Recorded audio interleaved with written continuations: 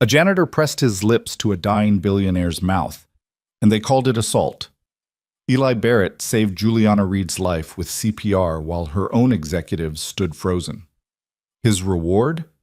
Termination. Public humiliation. His face plastered across the internet as a predator. But the woman he saved was about to wake up.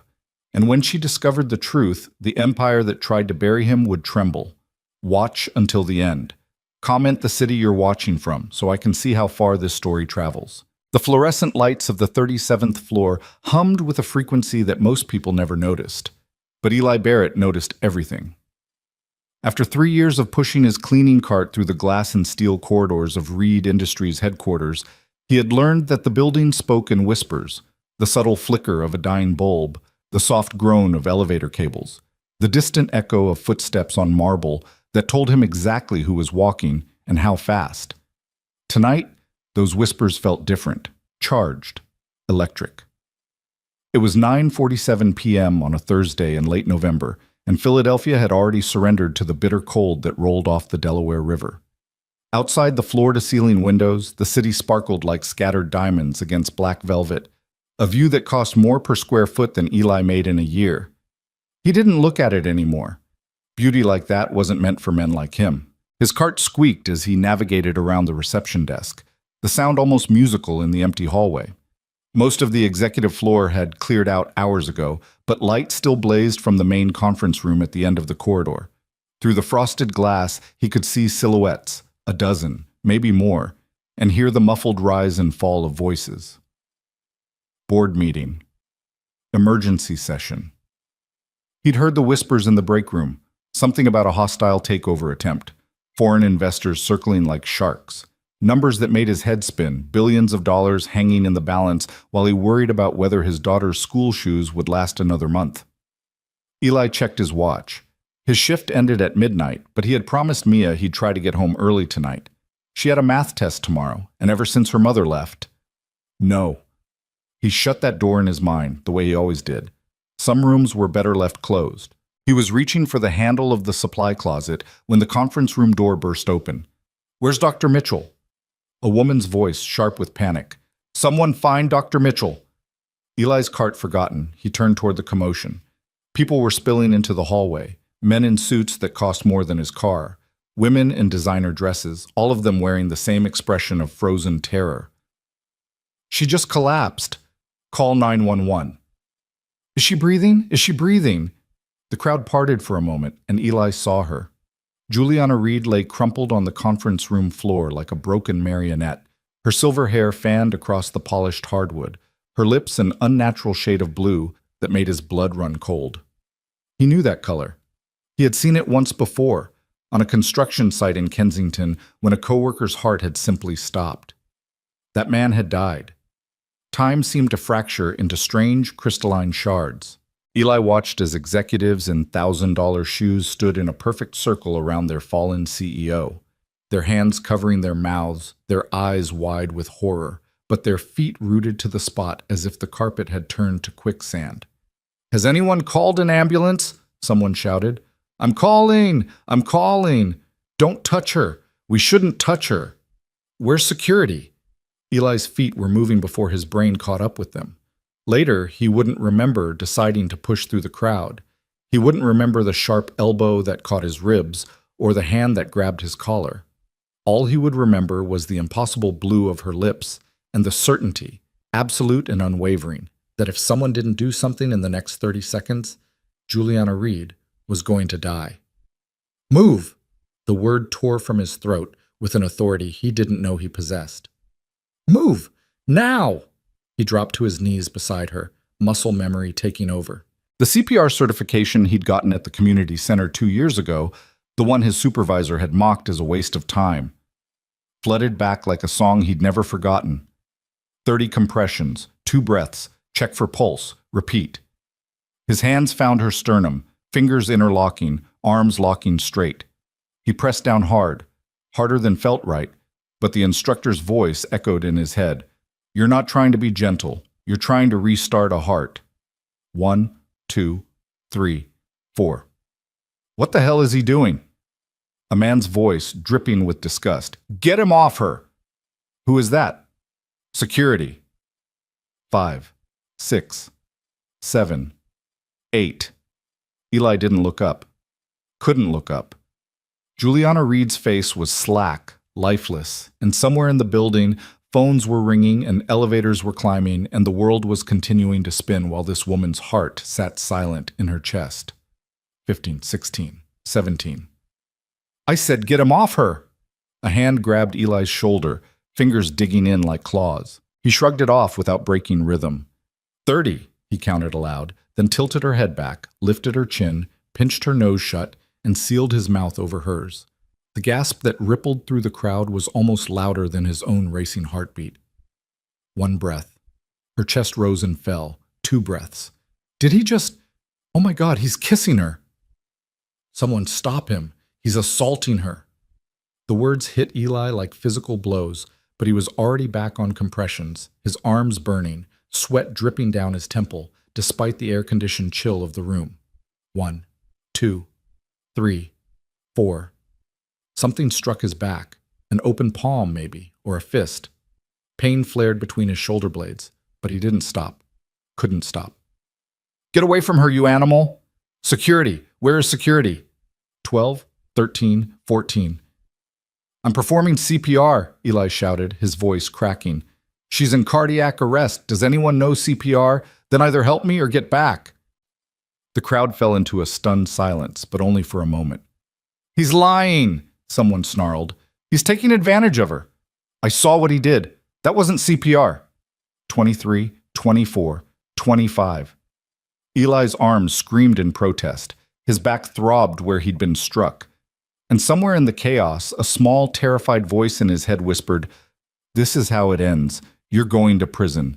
Mia is going to lose her father because you couldn't just look away like everyone else." But he didn't stop. 29, 30. He tilted her head back again, sealed his mouth over hers, and breathed. 1 breath, 2 breaths. Nothing. He returned to compressions, his vision starting to blur at the edges. How long had it been? 2 minutes? 3? The textbook said brain damage started after 4 minutes without oxygen. Death came soon after. Come on, he pleaded silently, his hands pressing down, down, down. Come on, don't do this. Don't you dare do this. 1, 2, 3. The ambulance is on its way, someone shouted from the hallway. They said 10 minutes. 10 minutes. She'd be dead in 10 minutes. 8, 9, 10. A new figure pushed through the crowd, a tall man with silver-streaked hair and a face carved from granite. Eli recognized him from the employee newsletters. Harper Doyle, Chief Financial Officer, second in command. What in God's name is going on here? Doyle's voice cut through the chaos like a blade. His eyes fell on Eli, on the janitor's hands pressed against the CEO's chest, and something dark flickered across his face. Get this man away from her, now. Sir, I'm performing CPR. I don't care what you think you're doing. Doyle's lip curled into a sneer. Security. 2 guards materialized from nowhere, hands reaching for Eli's arms. No! Eli twisted away, his voice raw. You can't stop compressions. You'll kill her. You're the one killing her, Doyle roared. You're a janitor. You're not qualified to. I'm certified. I know what I'm doing. Certified? Doyle laughed, a cold, mirthless sound.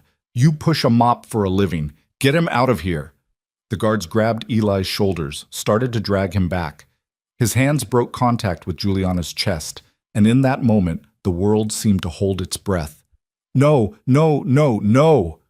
And then Juliana Reed's body convulsed. Everyone froze. Her back arched off the floor, her mouth opening in a desperate, rattling gasp. Her eyes flew open, wild, unfocused, alive, and her hands clawed at the air as if she were drowning. Eli broke free from the guards and dropped beside her, his hands steadying her shoulders. You're okay. You're okay. Breathe. Just breathe. She gasped again, her chest heaving, color slowly flooding back into her cheeks. Her eyes, a startling shade of gray, locked onto his face. Who? The word came out as a whisper, broken and confused. Who are you? Eli opened his mouth to answer, But before he could speak, Harper Doyle's voice cut through the air like a whip. "Get him out! Now!" The guards didn't hesitate this time. They grabbed Eli under the arms and hauled him to his feet, dragging him backward toward the door as Juliana watched, her eyes still dazed, still searching. "Wait," she mumbled, her voice barely audible. "Wait, he was helping." But the words were lost in the chaos of voices, board members calling for doctors, assistants calling for lawyers, and Harper Doyle standing over Juliana like a vulture over carrion, his face arranged into a mask of concern that didn't quite reach his eyes. The last thing Eli saw before the elevator doors closed was Juliana Reed, propped up against a chair leg, her hand raised in his direction, as if reaching for something she'd already lost. The security office smelled like stale coffee and broken dreams. Eli sat in a plastic chair under fluorescent lights that buzzed like angry insects, his hand still shaking from the adrenaline dump, his back still aching from the blow he'd taken. Across from him, behind a desk cluttered with monitors and paperwork, sat a man named Torres, head of security, according to the nameplate, who was looking at Eli like he'd found something unpleasant stuck to the bottom of his shoe. "Let me make sure I understand this correctly." Torres leaned back in his chair, his thick fingers steepled under his chin. "You're telling me you gave the CEO mouth-to-mouth resuscitation because you... what? Took a class?" "CPR certification," Eli said for the third time. "Through the Red Cross. I've renewed it twice." "And you thought that qualified you to put your hands, and your mouth, on Juliana Reed?" "She was dying. She was having a medical episode. She wasn't breathing. Her heart had stopped." Torres raised an eyebrow. "Are you a doctor now too? You don't need to be a doctor to recognize cardiac arrest." Eli's voice was harder than he intended. "Blue lips, no pulse, no respiration. Every second I waited was a second closer to brain damage. Or death." Torres was quiet for a long moment, his fingers drumming on the desk. Then he sighed and shook his head. "Look, Barrett, I've been doing this job for 15 years. I've seen a lot of things. And I know that sometimes people act in the moment without thinking about consequences." He paused, leaning forward. "But you need to understand your position here. You're a night shift janitor. She's the CEO of a Fortune 500 company. The optics of what happened in that room. The optics?" Eli stared at him in disbelief. "I saved her life. That's not what people are going to see." Torres gestured to one of his monitors, where a frozen frame showed Eli bent over Juliana, his mouth pressed to hers. "That's what they're going to see. A janitor. A cleaning staff employee kissing the CEO while she's unconscious." Eli felt his stomach drop. That's CPR. That's rescue breathing. Anyone who's ever taken a first aid course would recognize, would they?" Torres cut him off. "Because when I look at this footage, what I see is a man who violated company policy by entering an executive meeting without authorization, who put his hands on a female executive without consent, and who, let's be honest here, took advantage of a vulnerable woman in a moment of crisis. She was dying. So you keep saying." The door behind Eli opened. He didn't need to turn around to know who had entered. The sudden drop in temperature told him everything. "Mr. Torres?" Harper Doyle's voice was silky, controlled, and utterly devoid of warmth. "I'll take it from here." Torres practically leaped out of his chair. "Of course, Mr. Doyle. I was just taking Mr. Barrett's statement. That won't be necessary." Doyle moved around the desk, his expensive shoes clicking against the floor with each step. He stopped directly in front of Eli, looking down at him the way one might examine a particularly disappointing piece of furniture. "Mr. Barrett, do you know who I am?" "Yes, sir." Eli met his gaze without flinching. "You're the CFO. I'm also the man who just watched you assault the woman who signs every paycheck in this building." Doyle's voice was quiet, almost pleasant, but his eyes were glacial. "Including yours." "I didn't assault anyone. I performed CPR. There's a difference." "Is there?" Doyle reached into his pocket and pulled out his phone. He tapped the screen a few times, then held it up so Eli could see. "Because this is what's already circulating.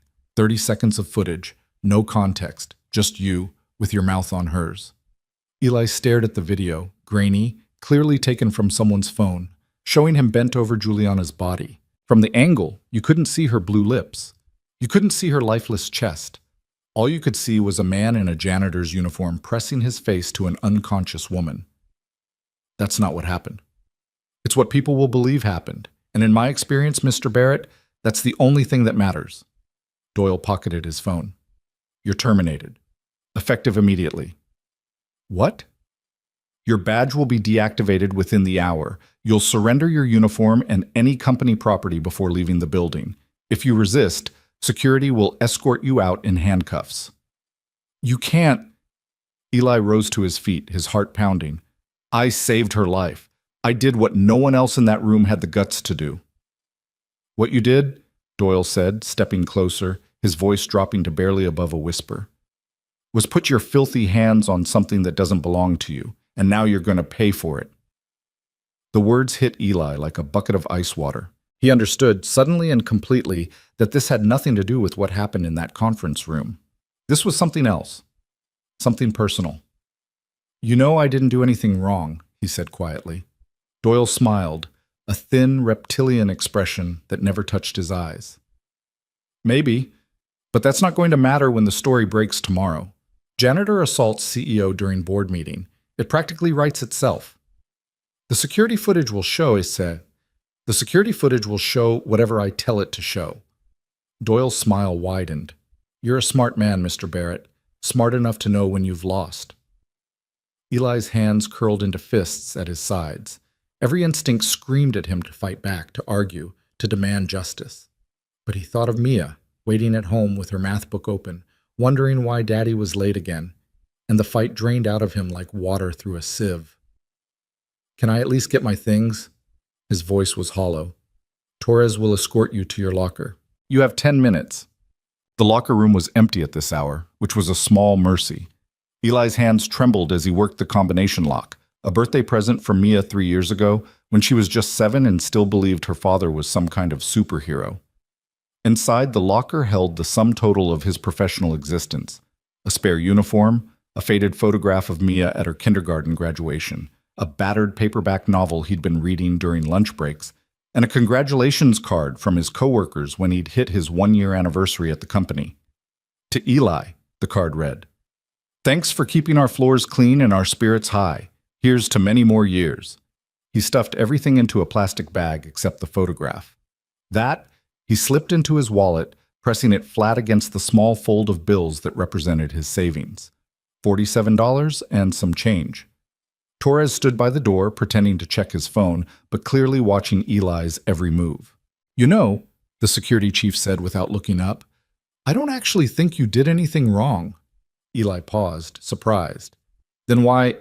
Because Harper Doyle has been waiting for an excuse to fire you for 6 months. Torres finally met his eyes.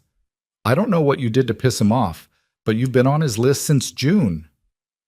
June. Eli thought back, searching his memory. June was when he'd found the CFO's executive assistant crying in the stairwell, her blouse torn, her mascara running. He'd given her his jacket, called her a cab, and never spoken of it to anyone. But someone must have seen. Someone always saw. You know what's going to happen to me, Eli said. It wasn't a question. Torres nodded slowly. The story's already out. By morning, you'll be the monster who attacked Juliana Reed. No one's going to hire you, not in this city, maybe not anywhere. And there's nothing I can do. You could try to get your side of the story out. Talk to the press, maybe. But, Torres shrugged helplessly, who's going to believe a janitor over a Fortune 500 company? No one. That was the answer, and they both knew it. Eli slung the plastic bag over his shoulder and walked toward the door. He stopped beside Torres, close enough to see the guilt etched into the older man's face.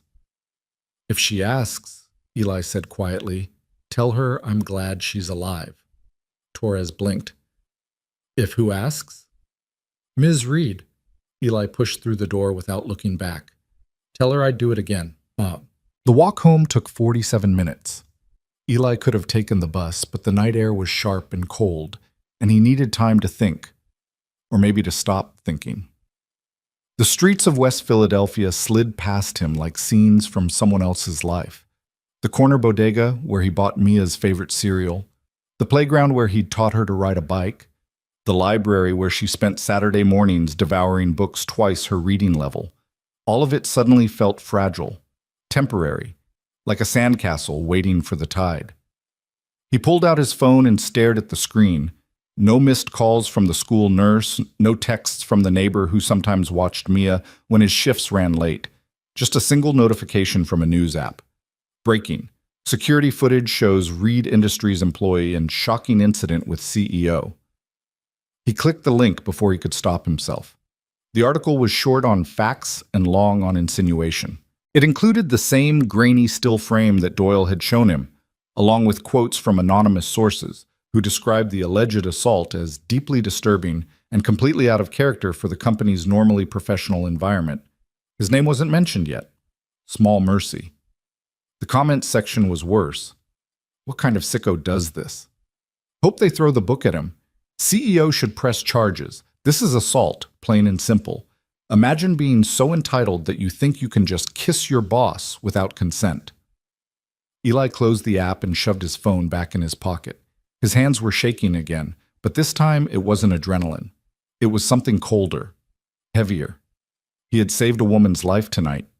He had broken her ribs doing chest compressions. He could still feel the way they'd cracked under his palms, and breathed air into her lungs until her heart remembered how to beat. And for that act of desperate, instinctive compassion, he was going to lose everything.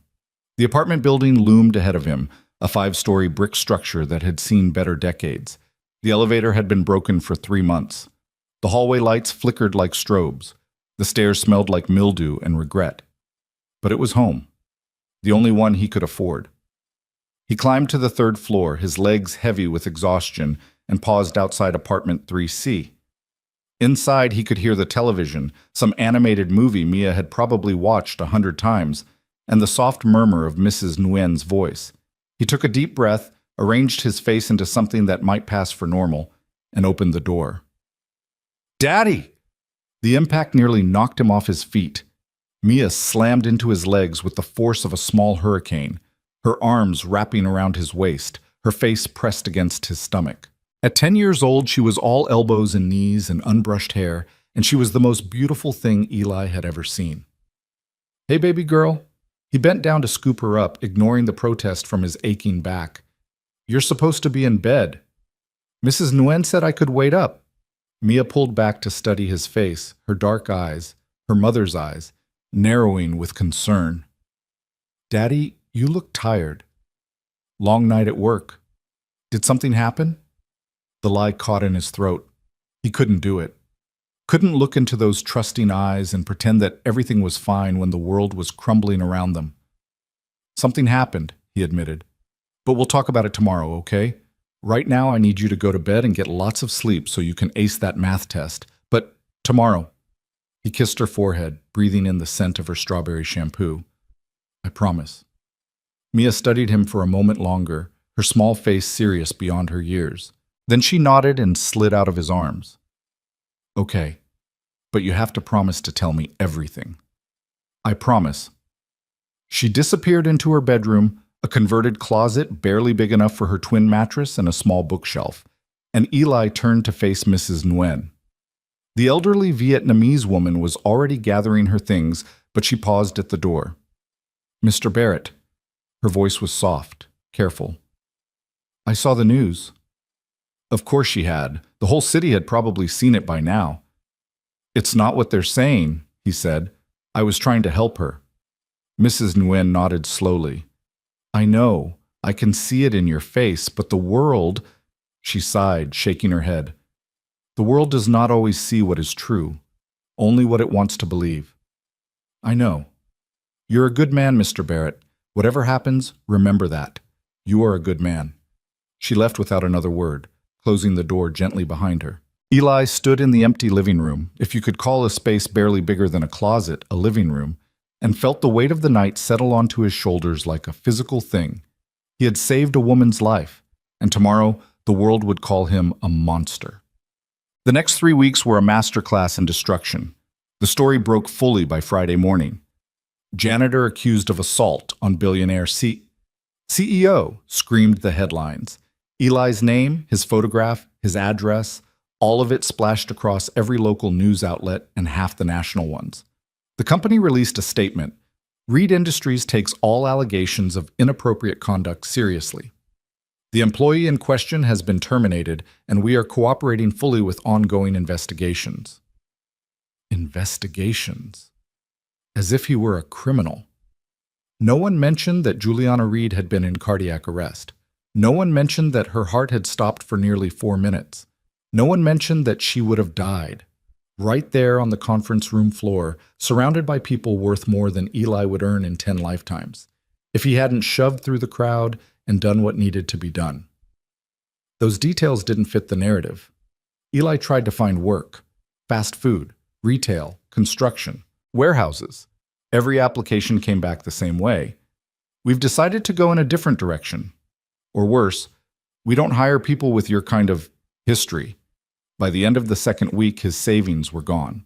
By the third week, he'd pawned his watch, a gift from his father, the only thing of value he'd ever owned, for $63. It wasn't enough. The landlord came on a Tuesday, a heavy-set man with suspicious eyes who had never liked Eli in the first place. "Rent's due," he said. "You're 2 weeks behind." "I know, I just need a little more time. Time's up." The landlord shoved a piece of paper into Eli's hands. "You got until the end of the month. After that, I'm changing the locks." Eviction notice, 30 days. Eli stared at the paper, the words blurring in front of his eyes. Behind him, he could hear Mia doing homework at the kitchen table, her pencil scratching against paper, completely unaware that her entire world was about to collapse. He had to tell her. He'd promised to tell her everything, and he'd been putting it off for weeks, hiding the newspaper clippings, changing the channel when his face appeared on the news. But he couldn't hide an eviction notice. He couldn't hide being homeless. "Mia," his voice cracked. "We need to talk." She looked up, her eyes immediately widening at his expression. "Daddy, what's wrong?" "Come sit with me." They sat together on the threadbare couch, the same couch where she'd taken her first steps, where he'd read her bedtime stories, where they'd cuddled during thunderstorms, and Eli told her everything. The CPR, the firing, the false accusations, the articles and the comments, and the looks people gave him on the street. When he was done, Mia was quiet for a long time. "They're saying you hurt that lady?" "Yes." "But you didn't. You saved her." "I know, baby, but sometimes people don't see the truth. They see what they want to see." Mia processed this, her small face working through emotions too complex for a 10-year-old. Then she squared her shoulders and looked him dead in the eye. "So we make them see. Despite everything, despite the eviction notice in his hand and the empty cupboards and the future stretching out before them like a vast, terrifying void, Eli felt a surge of pride so powerful it nearly brought him to his knees. "How?" he asked. "I don't know yet." Mia's jaw set with determination. "But we'll figure it out, together." He pulled her into his arms and held on tight, breathing in the strawberry shampoo, memorizing the feeling of her small body pressed against his chest. "Together," he whispered. "Always together." The fever started 3 days later. At first, Eli ignored it. He had too much to do. More job applications, more phone calls, more desperate calculations trying to stretch their dwindling resources. But by the second day, he could barely stand. By the third, he couldn't get out of bed. "Daddy?" Mia's voice seemed to come from very far away. "Daddy, you're really hot." "I'm fine, sweetheart." The words scraped against his throat like sandpaper. "Just need to rest." "Should I call someone?" No, don't call anyone. Just let me sleep." He drifted in and out of consciousness, strange dreams mixing with stranger realities. He was back in the conference room, pressing down on Juliana Reed's chest, but every time he looked at her face, it was Mia staring back at him with blue lips and empty eyes. He was running through endless corridors, searching for something he'd lost, while voices echoed off the walls. Monster. Animal. What kind of sicko does this? At some point, he became aware of cold. Bone-deep, penetrating cold that seemed to seep up from the floor and settle into his marrow. The heat had been shut off. When had the heat been shut off? Daddy. Mia's voice again, closer now. Daddy, please wake up. Please. He tried to open his eyes, tried to speak, but his body had become a foreign country, and he no longer knew the language. I'm calling Mrs. Nguyen. No. The word came out as barely a whisper. Don't let them see. But she was already gone, her footsteps pounding down the hallway, her voice raised in fear. And somewhere in the darkness of his fever-addled mind, Eli realized that this was how it ended. Not with a dramatic confrontation or vindication or even a trial, just a man, alone in a freezing apartment, dying of something as ordinary as the flu because he couldn't afford to see a doctor. He thought of Mia, of her determined face, of her promise that they would figure it out together. I'm sorry, he thought. I'm so sorry. The darkness swallowed him whole. 37 floors above the city, in a penthouse that cost more than most people would earn in a lifetime, Juliana Reed sat alone in the dark. The doctors had cleared her 3 days after the incident. A rare cardiac event, they said, stress-induced arrhythmia that had triggered a full arrest. She was lucky to be alive. A few more minutes without intervention, and she would have suffered permanent brain damage, or worse. But no one would tell her who had intervened. Every time she asked about the board meeting, about what happened, about who had saved her life, she was met with careful deflections and changed subjects. Harper assured her that everything was under control. The board members offered condolences and well wishes. Her personal assistant brought her files and reports as if nothing had happened. But something had happened. She knew it. She could feel it, like a splinter lodged beneath her skin, too deep to see but impossible to ignore. The voice, the hands, the desperation in someone's cry, "Come on, don't do this, don't you dare do this." She remembered fragments, hands pressing on her chest, air forcing its way into her lungs, a face hovering above hers, blurry, unfocused, but undeniably present. A man's voice, rough with fear, but steady with purpose. You're okay. You're okay. Breathe. Just breathe. Who was he? The question haunted her through sleepless nights and distracted days.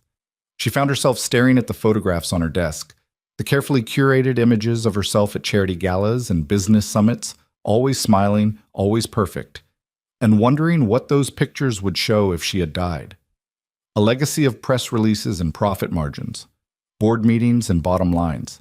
Nothing real. Nothing that mattered. Tonight, like every night since she'd come home from the hospital, she sat by the window and watched the city lights blur through the glass. Her phone buzzed with the message from Harper, another update about quarterly projections, another reminder about tomorrow's schedule. But she didn't reach for it.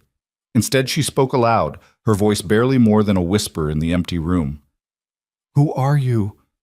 The city didn't answer, but somewhere far below, in a freezing apartment in West Philadelphia, a janitor was fighting for his life, just as he had once fought for hers. And Juliana Reed, whether she knew it or not, was about to learn the truth. The sound of pounding on the door pulled Eli from the darkness, like a hand reaching into deep water. He couldn't tell how long he'd been unconscious. Minutes, hours, days. Time had become a foreign concept, measured only in the waves of fever that crashed over him and the brief moments of clarity that surfaced between them. "Mr. Barrett, Mr. Barrett, open the door." Mrs. Nguyen's voice, and another voice, younger, more frantic, more familiar. "Daddy, Daddy, please!" "Mia!" The sound of his daughter's terror cut through the fog like a knife. Eli forced his eyes open, forced his body to move, forced himself to roll off the couch and crawl toward the door on hands and knees that felt like they belonged to someone else. The lock. He needed to reach the lock. His fingers fumbled with the deadbolt, clumsy and uncooperative, until finally the mechanism clicked and the door swung inward. Mia burst through first, her small hands grabbing his face, her eyes wide with a fear no child should ever have to feel. "Daddy, you're so hot. You're burning up." "I'm okay, baby." The lie scraped against his throat. "Just need to rest." "You've been resting for 2 days." Mrs. Nguyen's face appeared above him, creased with worry. "Mr. Barrett, you need a doctor." "Can't afford a doctor." "Then we call ambulance." "No." The word came out sharper than he intended. No ambulances, no hospitals. They'll ask questions. They'll take Mia. Mrs. Nguyen's expression shifted from worry to understanding, and then to something that looked almost like grief. Mr. Barrett, you will die. Then I'll die. Eli's eyes found Mia's face, and he tried to smile. But not tonight. Help me back to the couch. Between the two of them, the elderly woman and the 10-year-old girl, they managed to drag him back to the threadbare cushions. Mrs.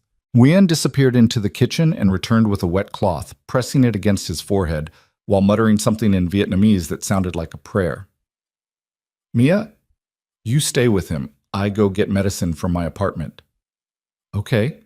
Mia's voice was small but steady. She climbed onto the couch beside her father, pressing her body against his as if she could somehow transfer her warmth, her health, her life force into him through sheer force of will. I'm scared, Daddy. I know, sweetheart.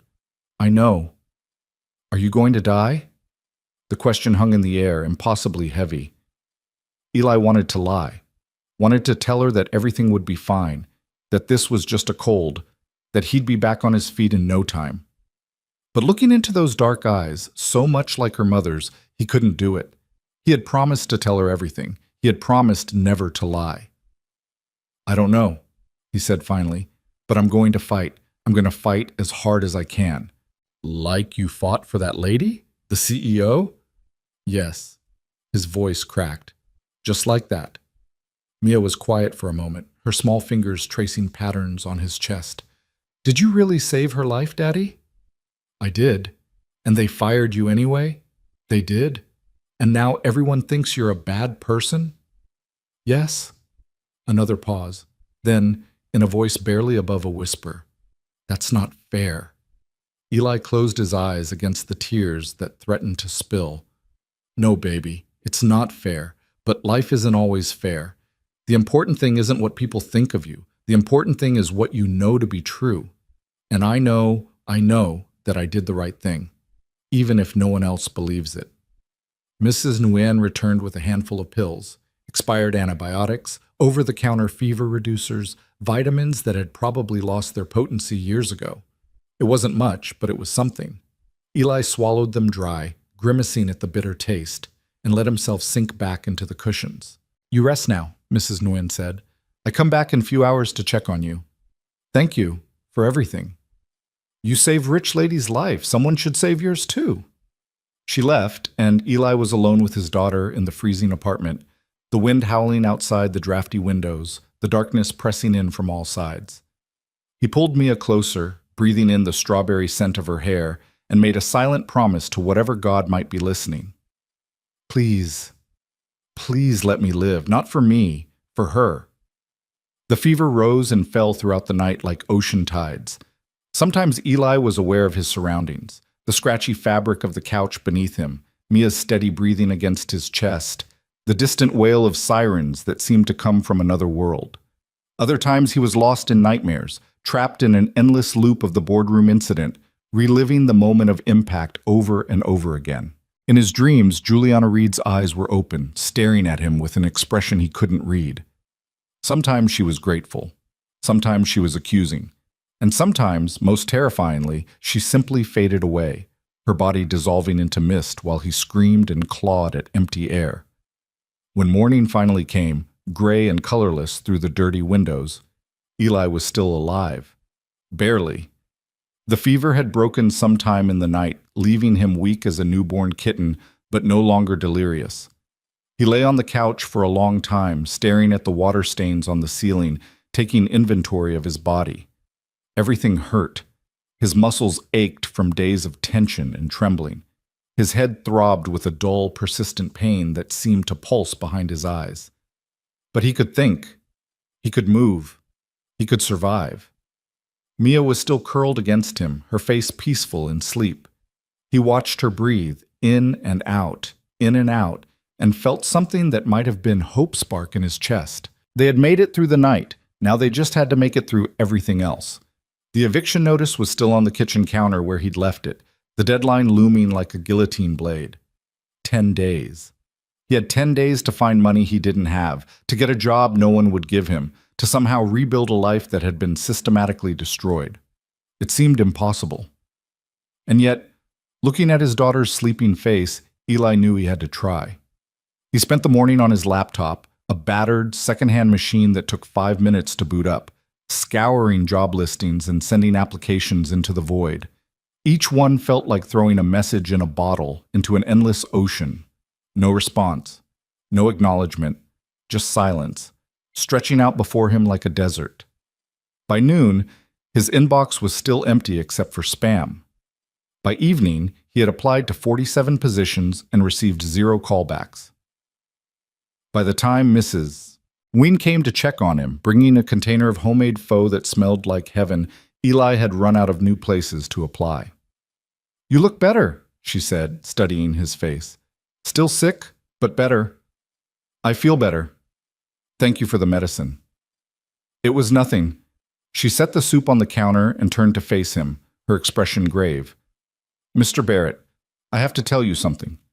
His stomach dropped. "What is it?" "Your landlord. He came today while you were sleeping. He say he not waiting until end of month. He say you have until Sunday." "Sunday?" Eli's voice cracked. "That's 4 days." "He say you are liability. That newspaper people come asking about you. He doesn't want trouble." Of course the landlord would kick them out early. Of course the world would find one more way to twist the knife. "Did he say what happens if we don't leave?"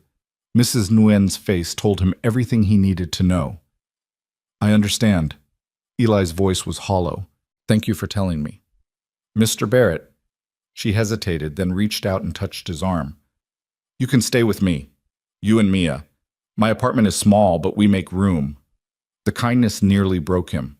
This woman, this elderly immigrant who had come to America with nothing and built a life through sheer determination, was offering to share what little she had with a man the world had labeled a monster.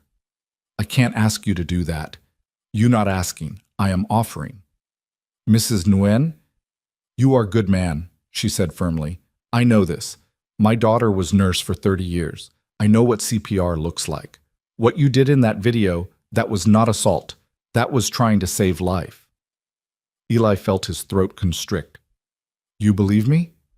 "Of course I believe you. Only question is, when will everyone else?" That night, after Mia had gone to bed and the apartment had fallen silent, Eli sat at the kitchen table and stared at his phone. The news alerts had slowed down over the past week, the story fading from front pages as newer scandals took its place. But the damage was done. His name would live forever in Google searches, a permanent digital scar that would follow him wherever he went. He scrolled through the articles one more time, masochistic compulsion driving him to read every word. Most repeated the same narrative: troubled janitor, inappropriate conduct, company's decisive response. But one article, buried at the bottom of his search results, caught his attention. It was an opinion piece from a small independent website, written by someone named Sarah Chen.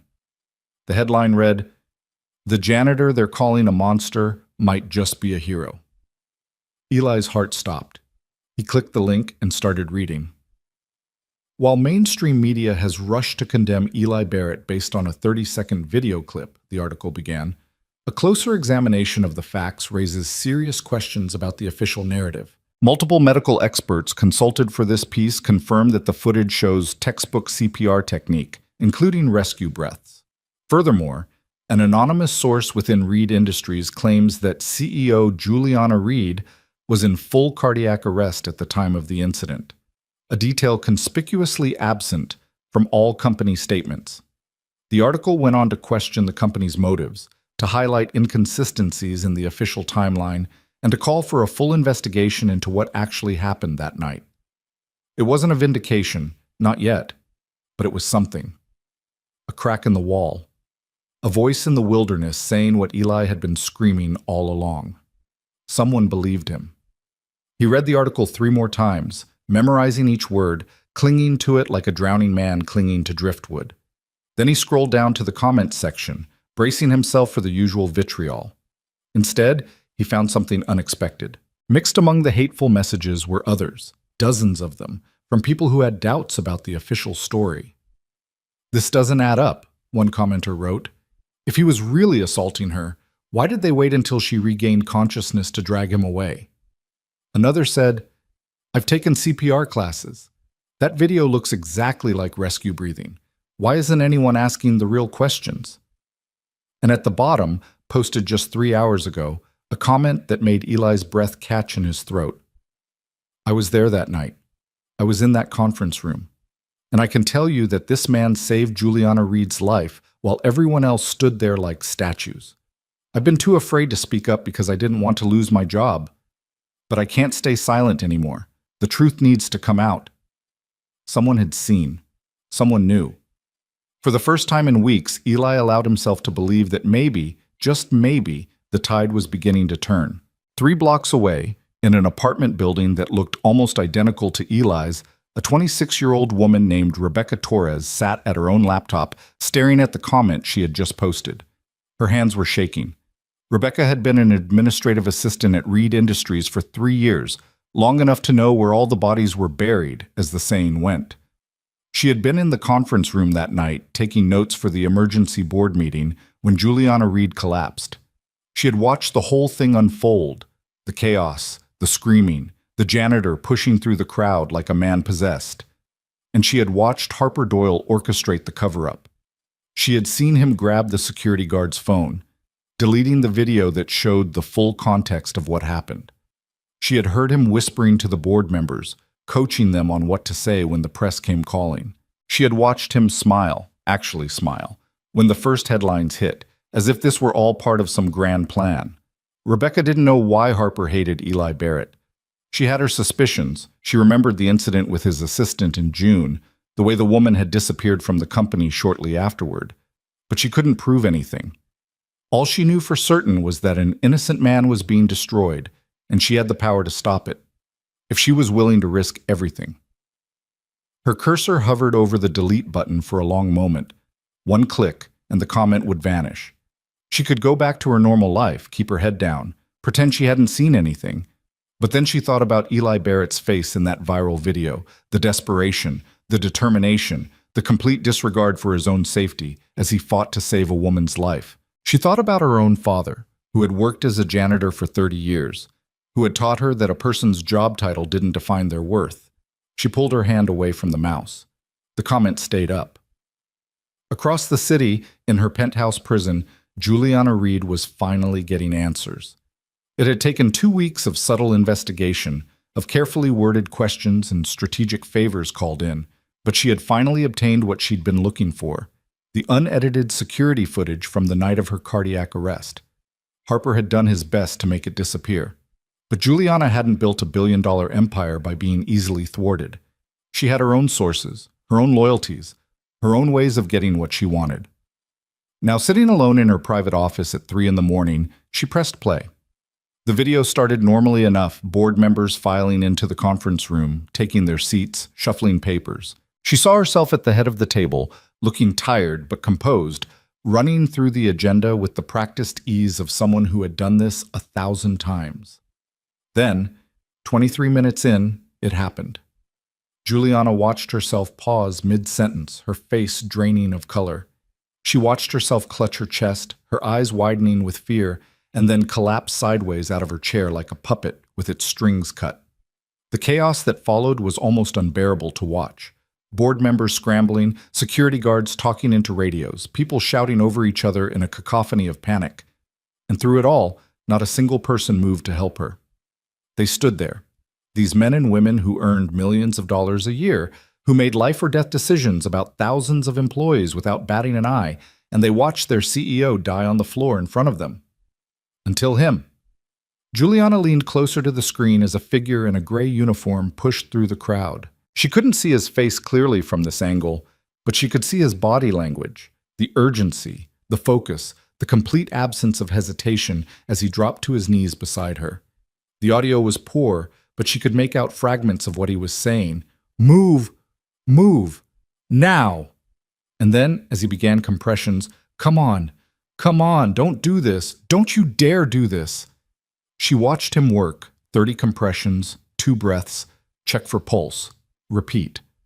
While the people around him did everything possible to stop him. She watched a security guard strike him between the shoulder blades. She watched Harper Doyle order him dragged away, and she watched herself, at the very end, reach out toward him as they hauled him into the elevator, her own hand moving without conscious thought toward the man who had saved her life. Juliana paused the video and sat in the darkness for a long time, staring at that frozen image, her hand reaching, his face barely visible through the elevator doors, a mixture of exhaustion and defeat. "Who are you?" she whispered again, just as she had whispered every night since the incident. This time, she was going to find out. The call came at 6 a.m. Juliana had spent the rest of the night making phone calls, pulling strings, demanding information that her own executives had worked hard to bury. By dawn, she had a name, an address, and a story that made her blood boil. Eli Barrett, night shift janitor, single father, CPR certified through the Red Cross, fired for inappropriate conduct the same night he had performed the act that saved her life. And now, according to the latest reports, he was facing eviction. Blacklisted from employment, his reputation destroyed beyond repair, because he had the audacity to not look away. Juliana Reed had built her career on calculated decisions, on weighing costs and benefits, on never letting emotion cloud her judgment. But as she read through the file on Eli Barrett, his employment records, his background check, the glowing performance reviews from supervisors who praised his work ethic and reliability, something inside her cracked. This man had nothing, no money, no connections, no power of any kind. And yet, when everyone else in that room had frozen, he had acted. He had risked everything, his job, his reputation, his freedom, for a woman he had never met. When was the last time anyone had done something like that for her?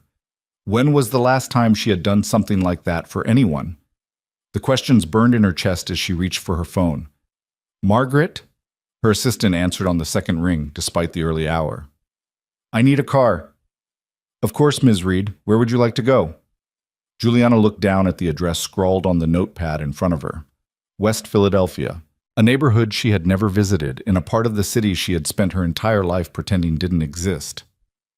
"I'm going to right a wrong," she said, "and I need to do it now." The Blacktown car rolled through streets that seemed to belong to a different planet. Juliana stared out the tinted windows at boarded-up storefronts and crumbling sidewalks, at men huddled around barrel fires and women pushing shopping carts filled with everything they owned. This was Philadelphia, too, the same city where she lived in a penthouse that cost more than these people would see in a lifetime. But it might as well have been another country. How had she never seen this before? The car stopped in front of a 5-story brick building that looked like it had been tired since the day it was built. Graffiti covered the lower walls. Trash piled in the entryway. A broken window on the 3rd floor was covered with cardboard and duct tape. "Are you sure about this, Ms. Reed?" Her driver's voice was carefully neutral, but she could hear the concern underneath. "Wait here," she said, and stepped out of the car before she could change her mind. The lobby smelled like mildew and something else she couldn't identify. The elevator had an out-of-order sign that looked like it had been there for years. Juliana climbed the stairs, her designer heels clicking against concrete that hadn't been swept in months, until she reached the 3rd floor. Apartment 3C. She knocked. For a long moment, nothing happened. Then she heard footsteps, slow, shuffling, unsteady, and the door cracked open. The man who looked out at her was barely recognizable from the figure in the security footage. His face was gaunt, his skin pale, his eyes sunken with exhaustion and illness. He looked like someone who had been fighting a battle he knew he couldn't win. But when those eyes met hers, something sparked in their depths. Recognition, confusion, and something else. Something that looked almost like fear. "Ms. Reed?" His voice was hoarse, barely above a whisper. "What are you... How did you..." I watched the footage. The words came out harder than she intended, sharp with weeks of suppressed emotion. The real footage.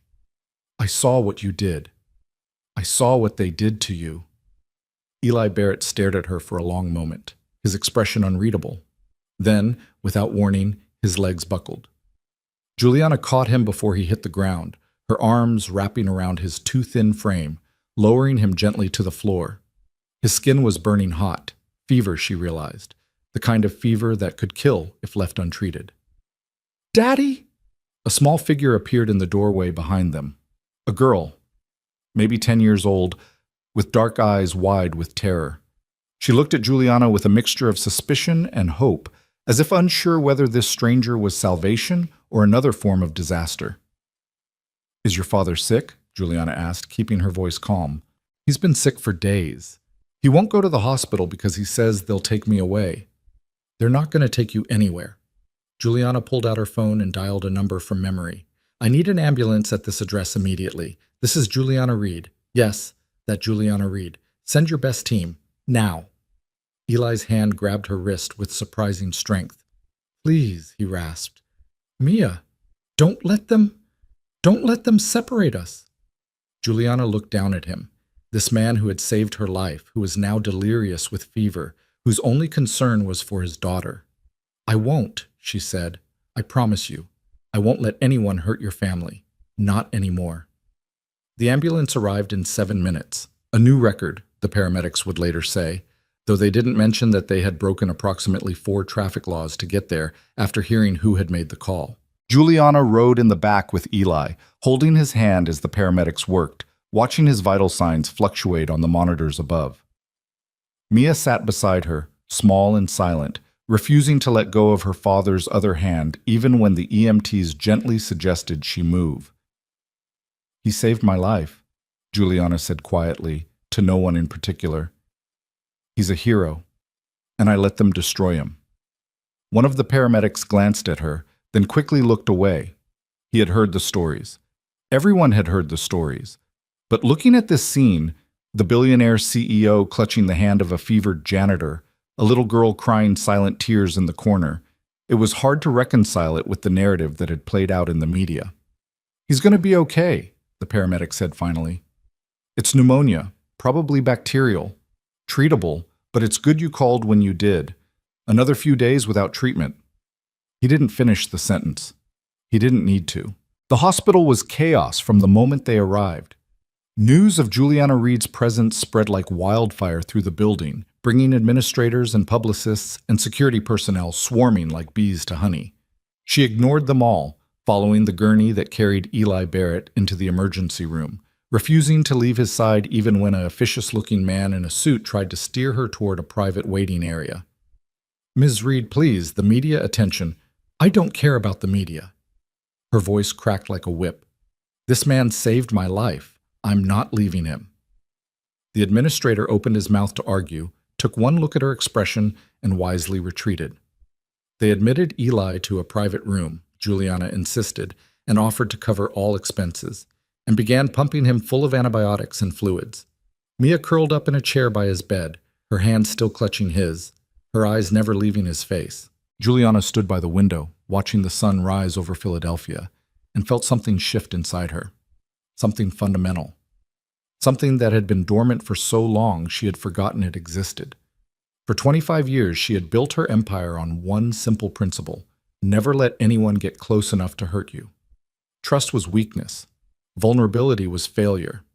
The only things you could depend on were contracts and quarterly earnings reports.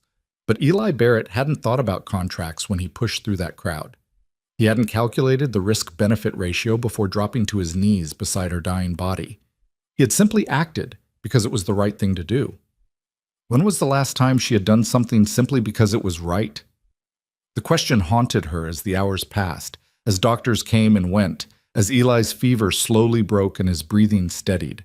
It haunted her as she made phone calls to her lawyers, her publicists, her board of directors. It haunted her as she drafted statements and reviewed security footage and built a case that would exonerate Eli Barrett once and for all. By noon, she was ready. By evening, the world would know the truth. But first she had to make another call, one that she had been dreading all day. She stepped into the hallway, found a quiet corner, and dialed Harper Doyle's private number. He answered on the 3rd ring. "Juliana, I've been trying to reach you all morning. Where are you?" "I'm at Temple University Hospital." A pause. "Are you ill? Do you need me to send someone?" "I'm not ill, Harper. I'm here with Eli Barrett." Silence. Long, heavy, pregnant with implication. "I see." When Harper spoke again, his voice was carefully neutral. "And why, exactly, are you with the man who assaulted you?" "He didn't assault me." He saved my life. And you know it. Juliana, I understand you're grateful for what you perceive as... I've seen the footage, Harper. She cut him off, her voice cold as ice. The real footage. All of it, including the parts you tried to delete. Another silence, longer this time. When Harper finally spoke, all pretense of warmth had vanished from his voice. You're making a mistake.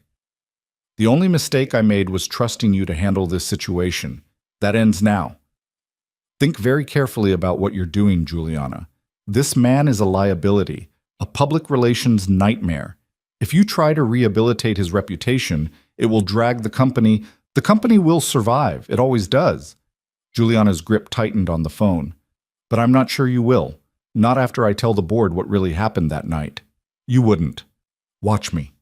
She hung up before he could respond, her heart pounding in her chest. She had just declared war on the second most powerful person in her company, a man who had spent years building alliances and accumulating leverage, who knew where all the bodies were buried because he had buried most of them himself. It was the most reckless thing she had ever done, and it felt absolutely right. When she returned to Eli's room, he was awake. His eyes were clearer now, the fever brightness faded to something more like normal exhaustion. He was propped up against pillows, one hand still holding Mia's, the other clutching a cup of water that a nurse had brought earlier. Miss Reed. His voice was still hoarse, but stronger than before. I don't understand. Why are you here? Juliana pulled a chair over to his bedside and sat down, meeting his eyes directly. Because I owe you everything, and because I've done you a terrible wrong. You didn't do anything. It was Doyle, it was the board, it was my company. The words came out harder than she intended. My company, my employees, my responsibility. I should have asked questions. I should have demanded answers. Instead, I let them tell me what happened, and I believed them because it was easier than searching for the truth.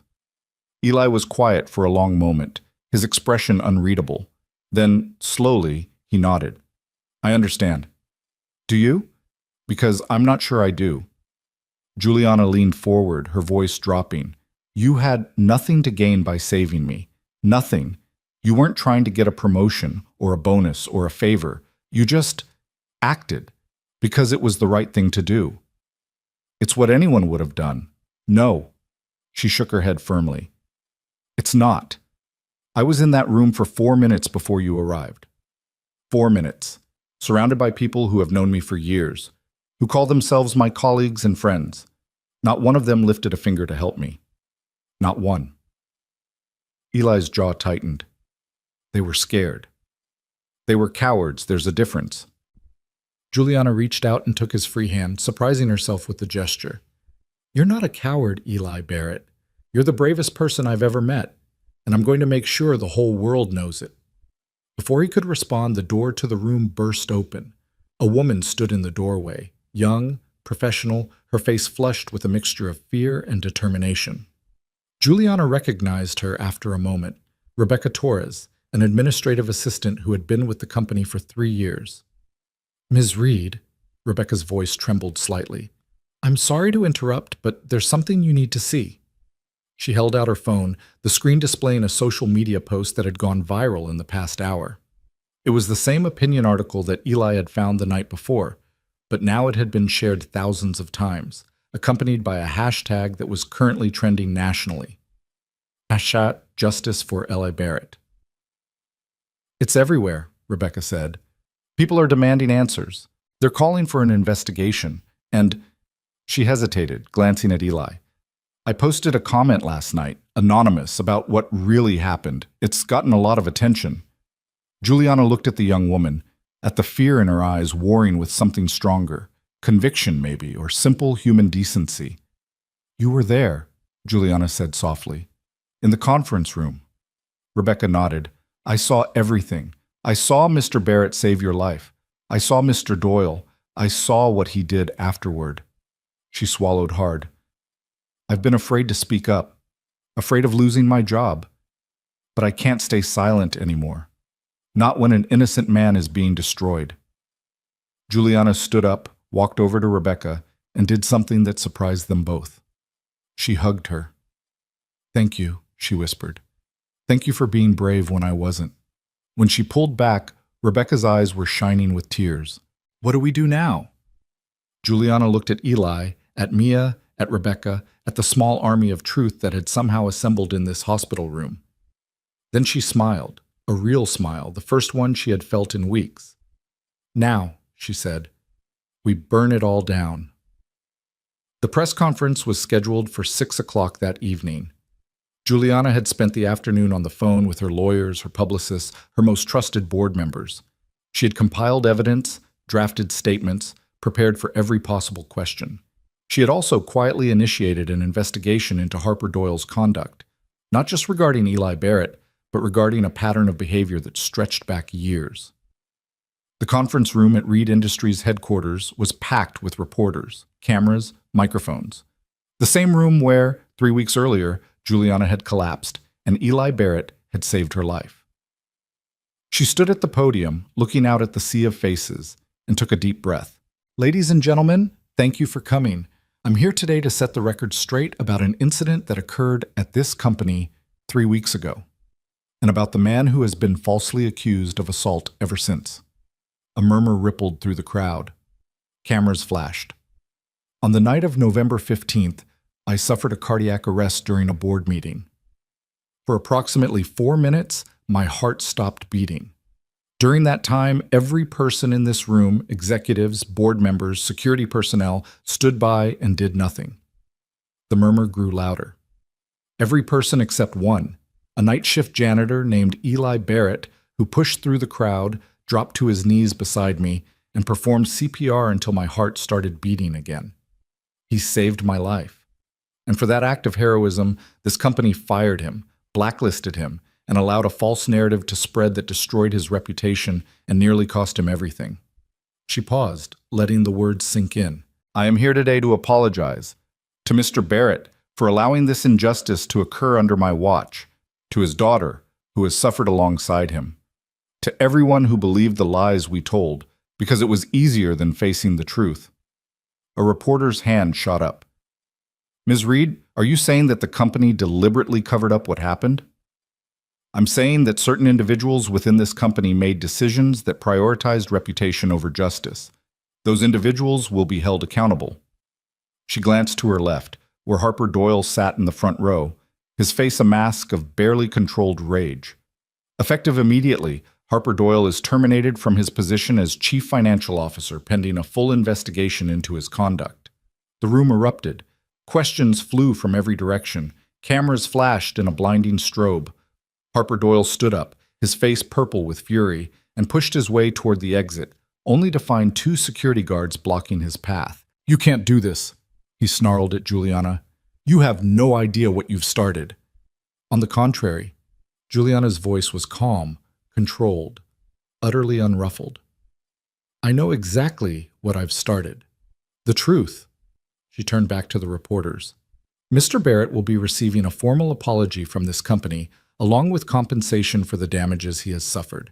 His name will be cleared, his record expunged, and anyone who participated in the campaign to destroy his reputation will face appropriate consequences. Miss Reed! A reporter's voice cut through the chaos. Where's Mr. Barrett now? Can we speak with him? Juliana smiled. Mr. Barrett is currently recovering from an illness at Temple University Hospital. He has asked me to convey the following message.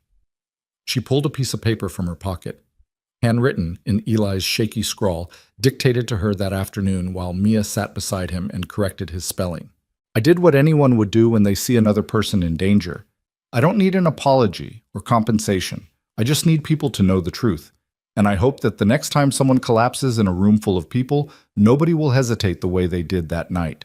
Because every second matters. Every single second. The room fell silent. Juliana folded the paper and tucked it back into her pocket. That's the kind of man Eli Barrett is, the kind who thinks about others, even when the world has given him every reason to think only of himself. The kind who does what's right, even when it costs him everything. She looked directly into the cameras.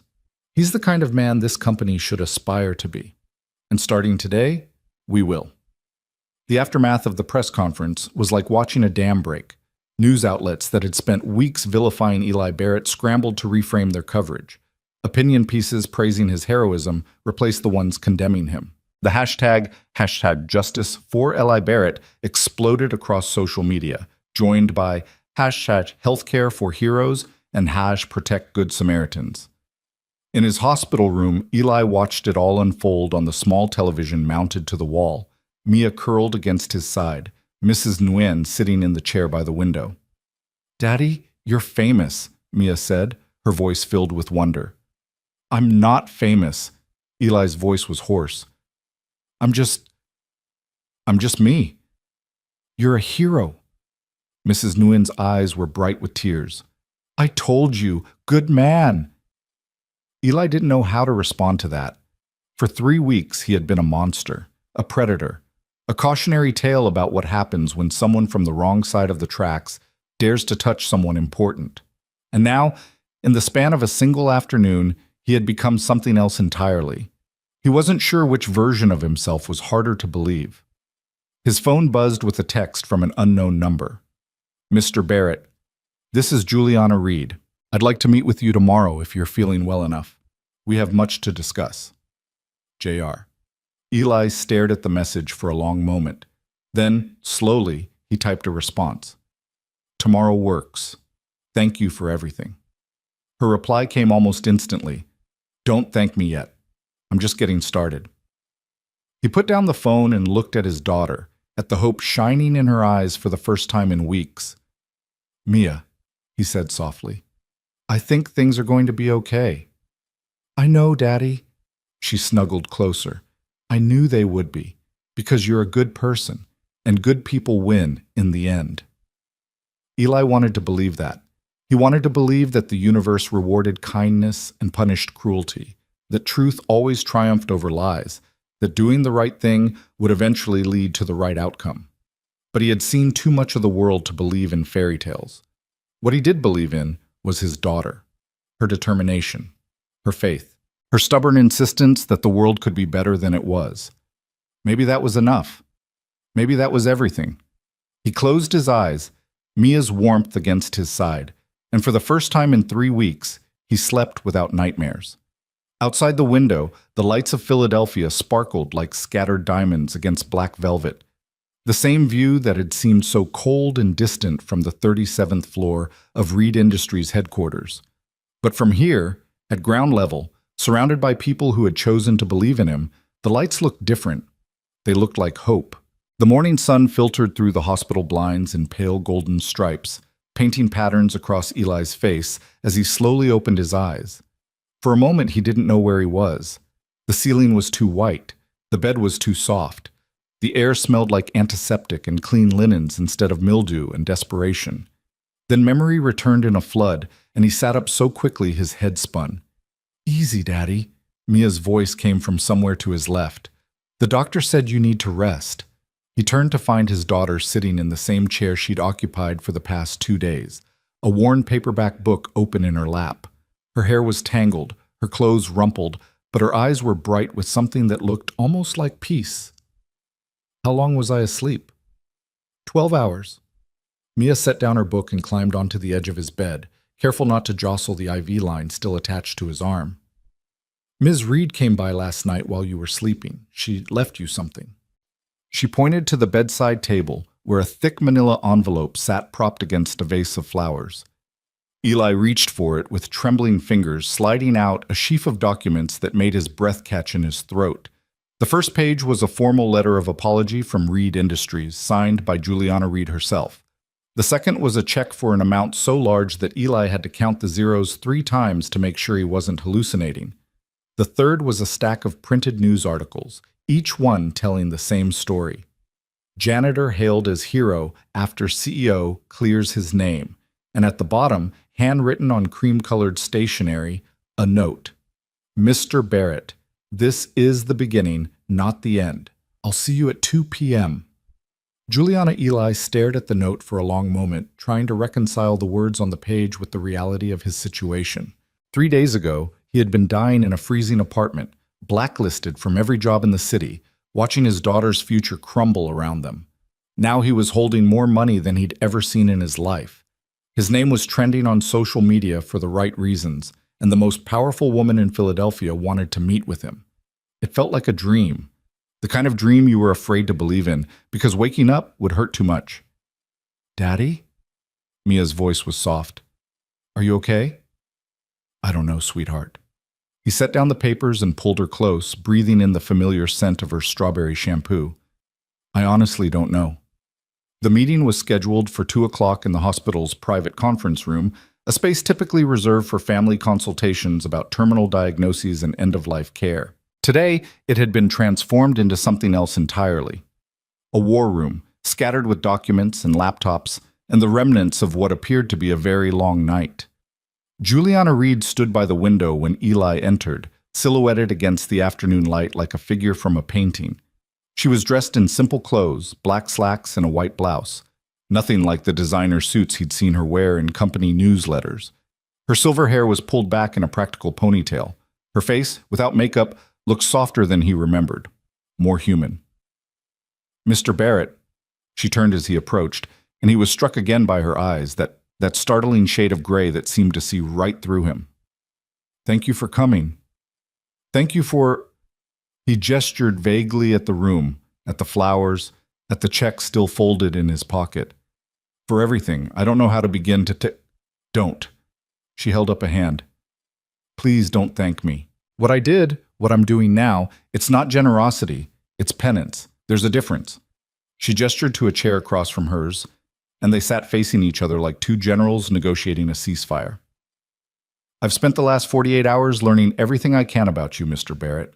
Your employment history, your background, the circumstances of your divorce, your daughter's school records. She paused, watching his face. I hope that doesn't feel like an invasion of privacy. Should it? Probably. But I needed to understand who you are. What kind of man pushes through a crowd of executives to save a woman he's never met?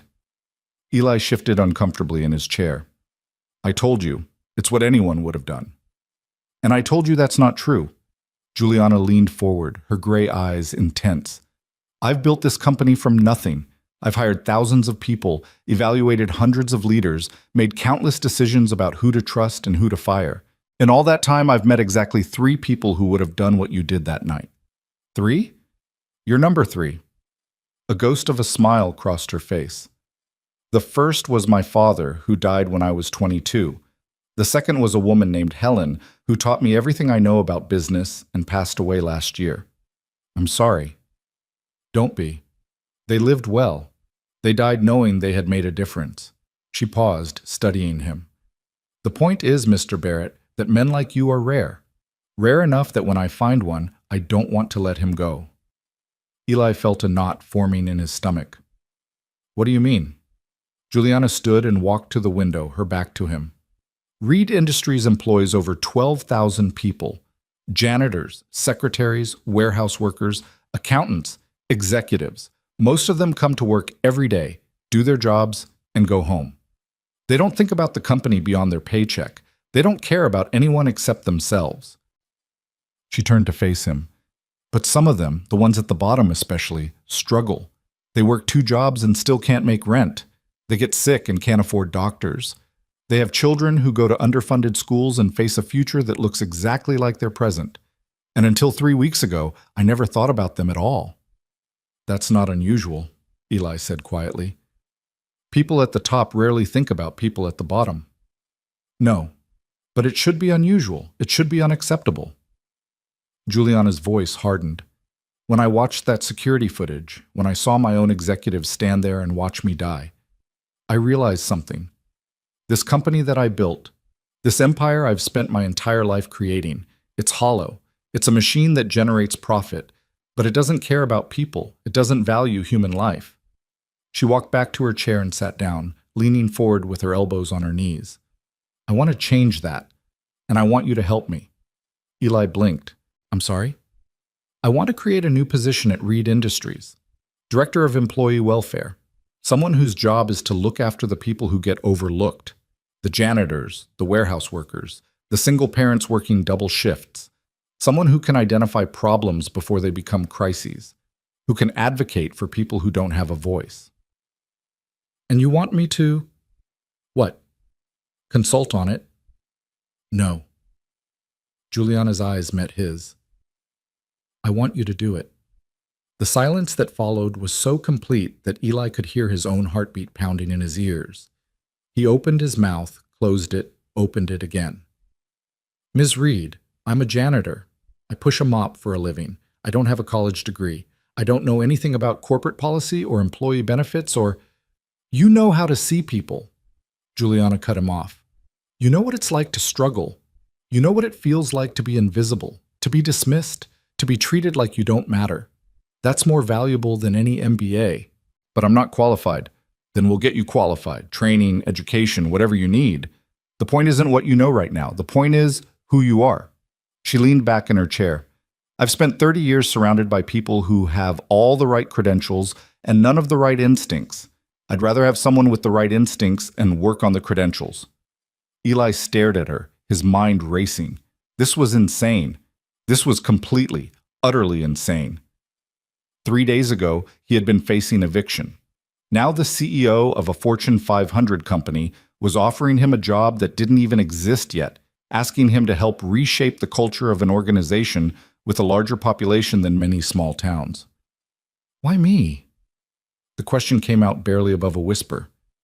"There must be hundreds of people more qualified, more experienced. Probably, but none of them saved my life." Juliana's voice softened.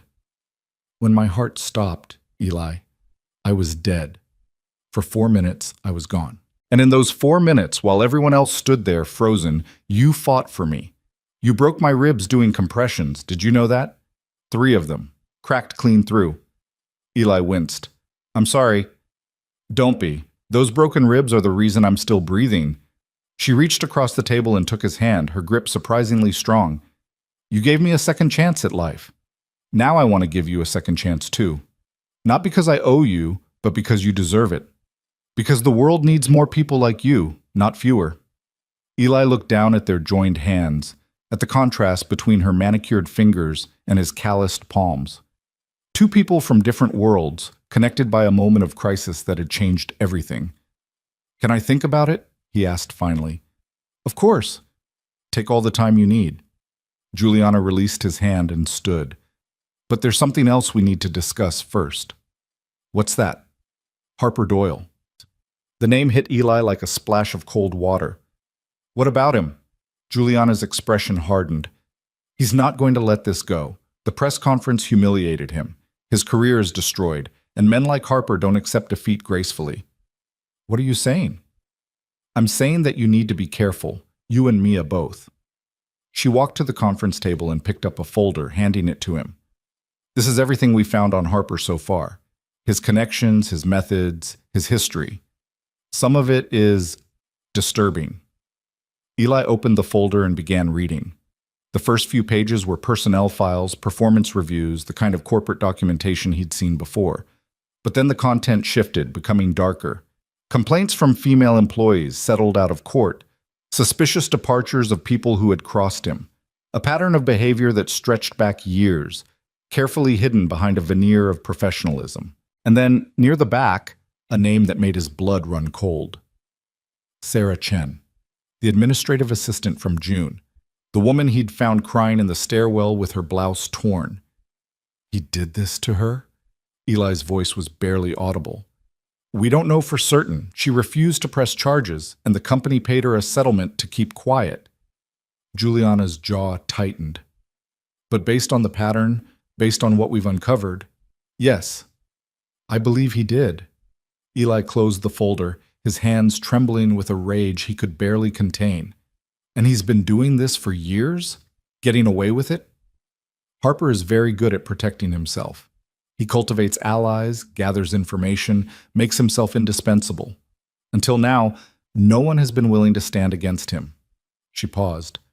"That's another reason I want you on my team, Eli, because you're not afraid to do what's right, even when it costs you everything." "But I lost," Eli said bitterly. "He destroyed me. If you hadn't come to find me, you would have found another way." Juliana's voice was certain. "Men like you don't stay down. They get knocked down, yes, but they get back up every single time." Eli wanted to believe her, wanted to believe that he was the kind of person she seemed to think he was. But the past 3 weeks had taken something from him, something he wasn't sure he could get back. "What happens now?" he asked. With Harper, I mean. The board is meeting tomorrow to discuss the investigation. Based on what we've found, he'll face criminal charges for harassment, obstruction of justice, and possibly fraud. She paused. But he has powerful friends, Eli. People who owe him favors. This isn't over yet. So what do? We be careful. We be smart. And we don't let him win. Juliana walked to the door, then turned back. One more thing. Yes? Your neighbor, Mrs. Nguyen. A slight smile crossed her face. I understand she has some health issues that have gone untreated for years. Eli's throat tightened. She won't need to afford anything. I've arranged for her to see a specialist at Jefferson Hospital. Full coverage, no questions asked. Juliana opened the door. Consider it a down payment on the new direction this company is taking. She was gone before Eli could respond, leaving him alone in the conference room with a folder full of darkness and a heart full of something that felt almost like hope. That evening, Eli was discharged from the hospital with a clean bill of health, a bag full of medication, and a future that looked completely different from the one he had imagined 3 days before. A car was waiting for them outside, black and sleek and clearly expensive. The driver, a serious-looking man in a dark suit, held the door open as Eli and Mia approached. Mr. Barrett, Ms. Reed arranged for me to take you to your new accommodations. New accommodations? Eli exchanged a confused glance with Mia. We're going home. I'm afraid that's not possible, sir.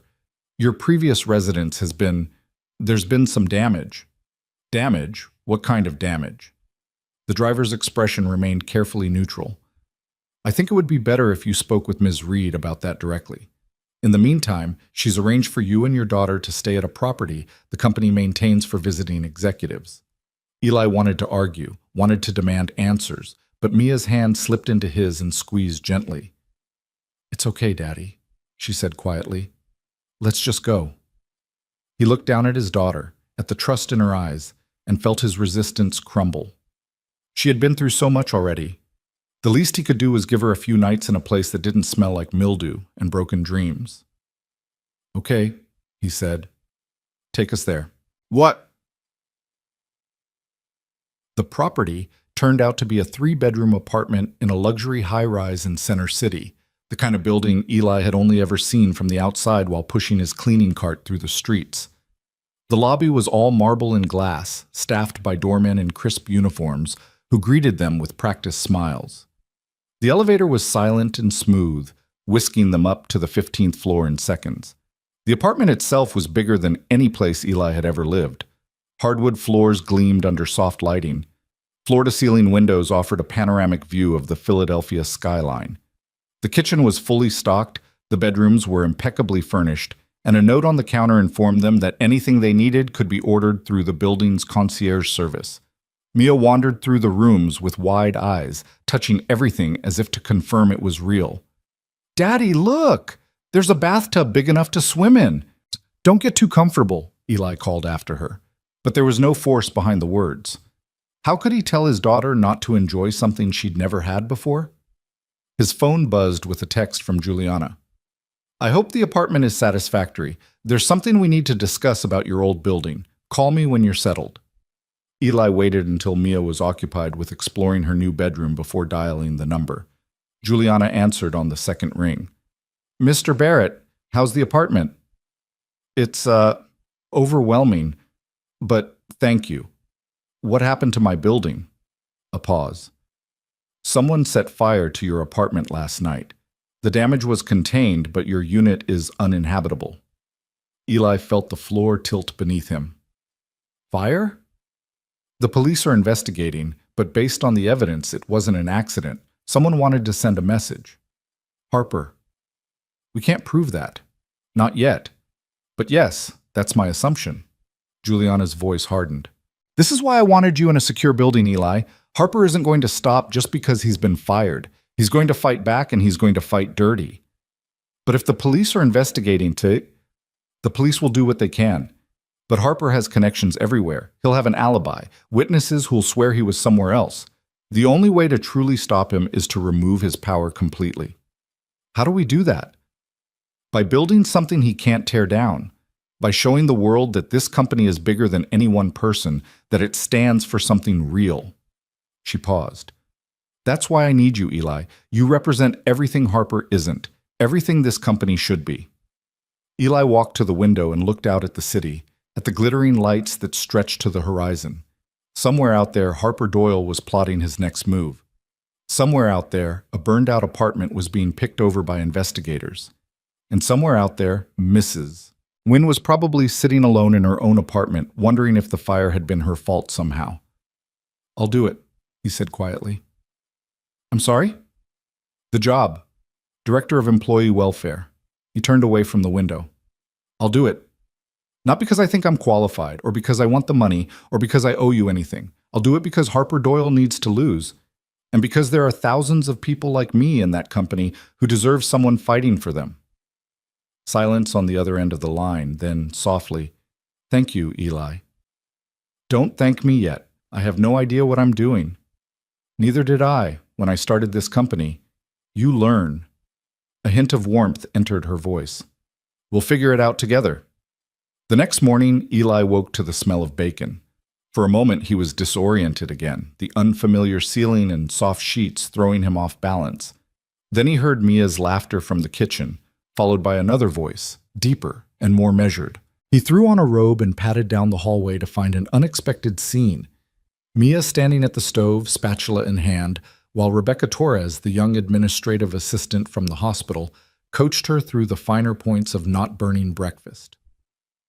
"A little more to the left, now flip. Perfect."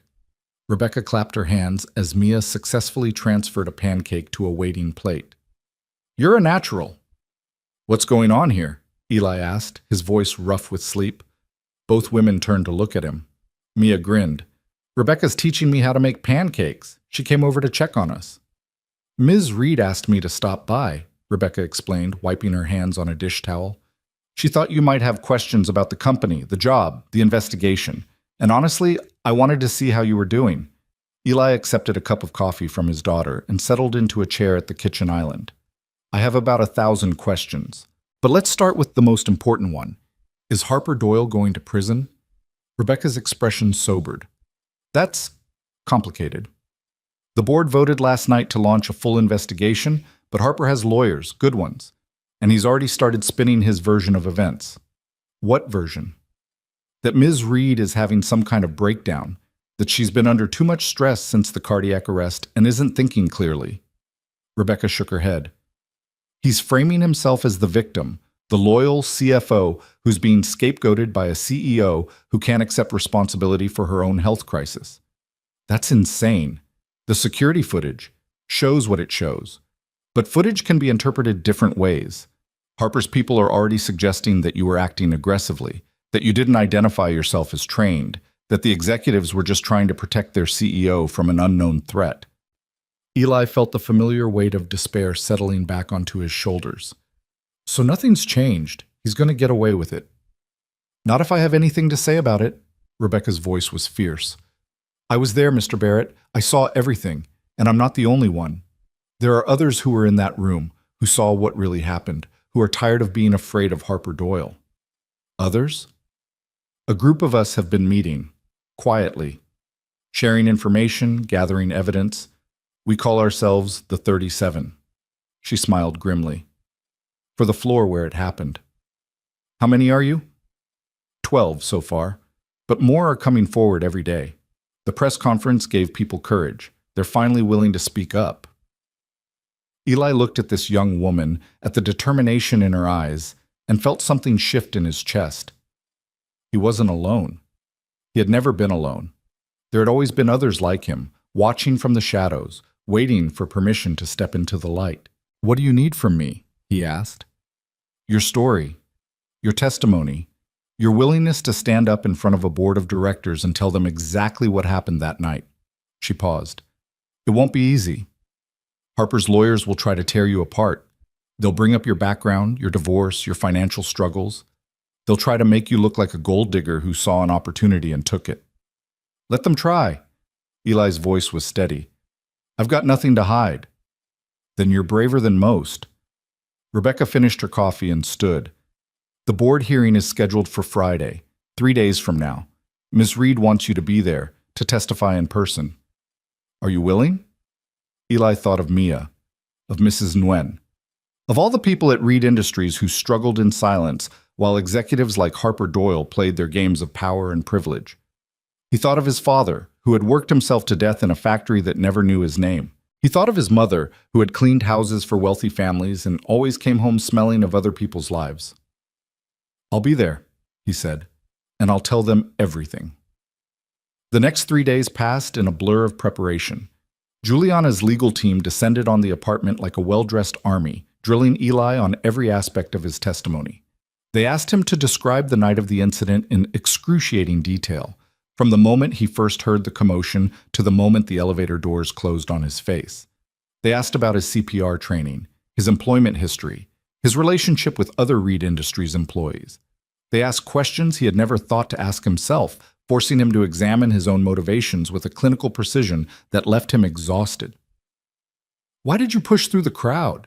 one of the lawyers asked during a particularly grueling session.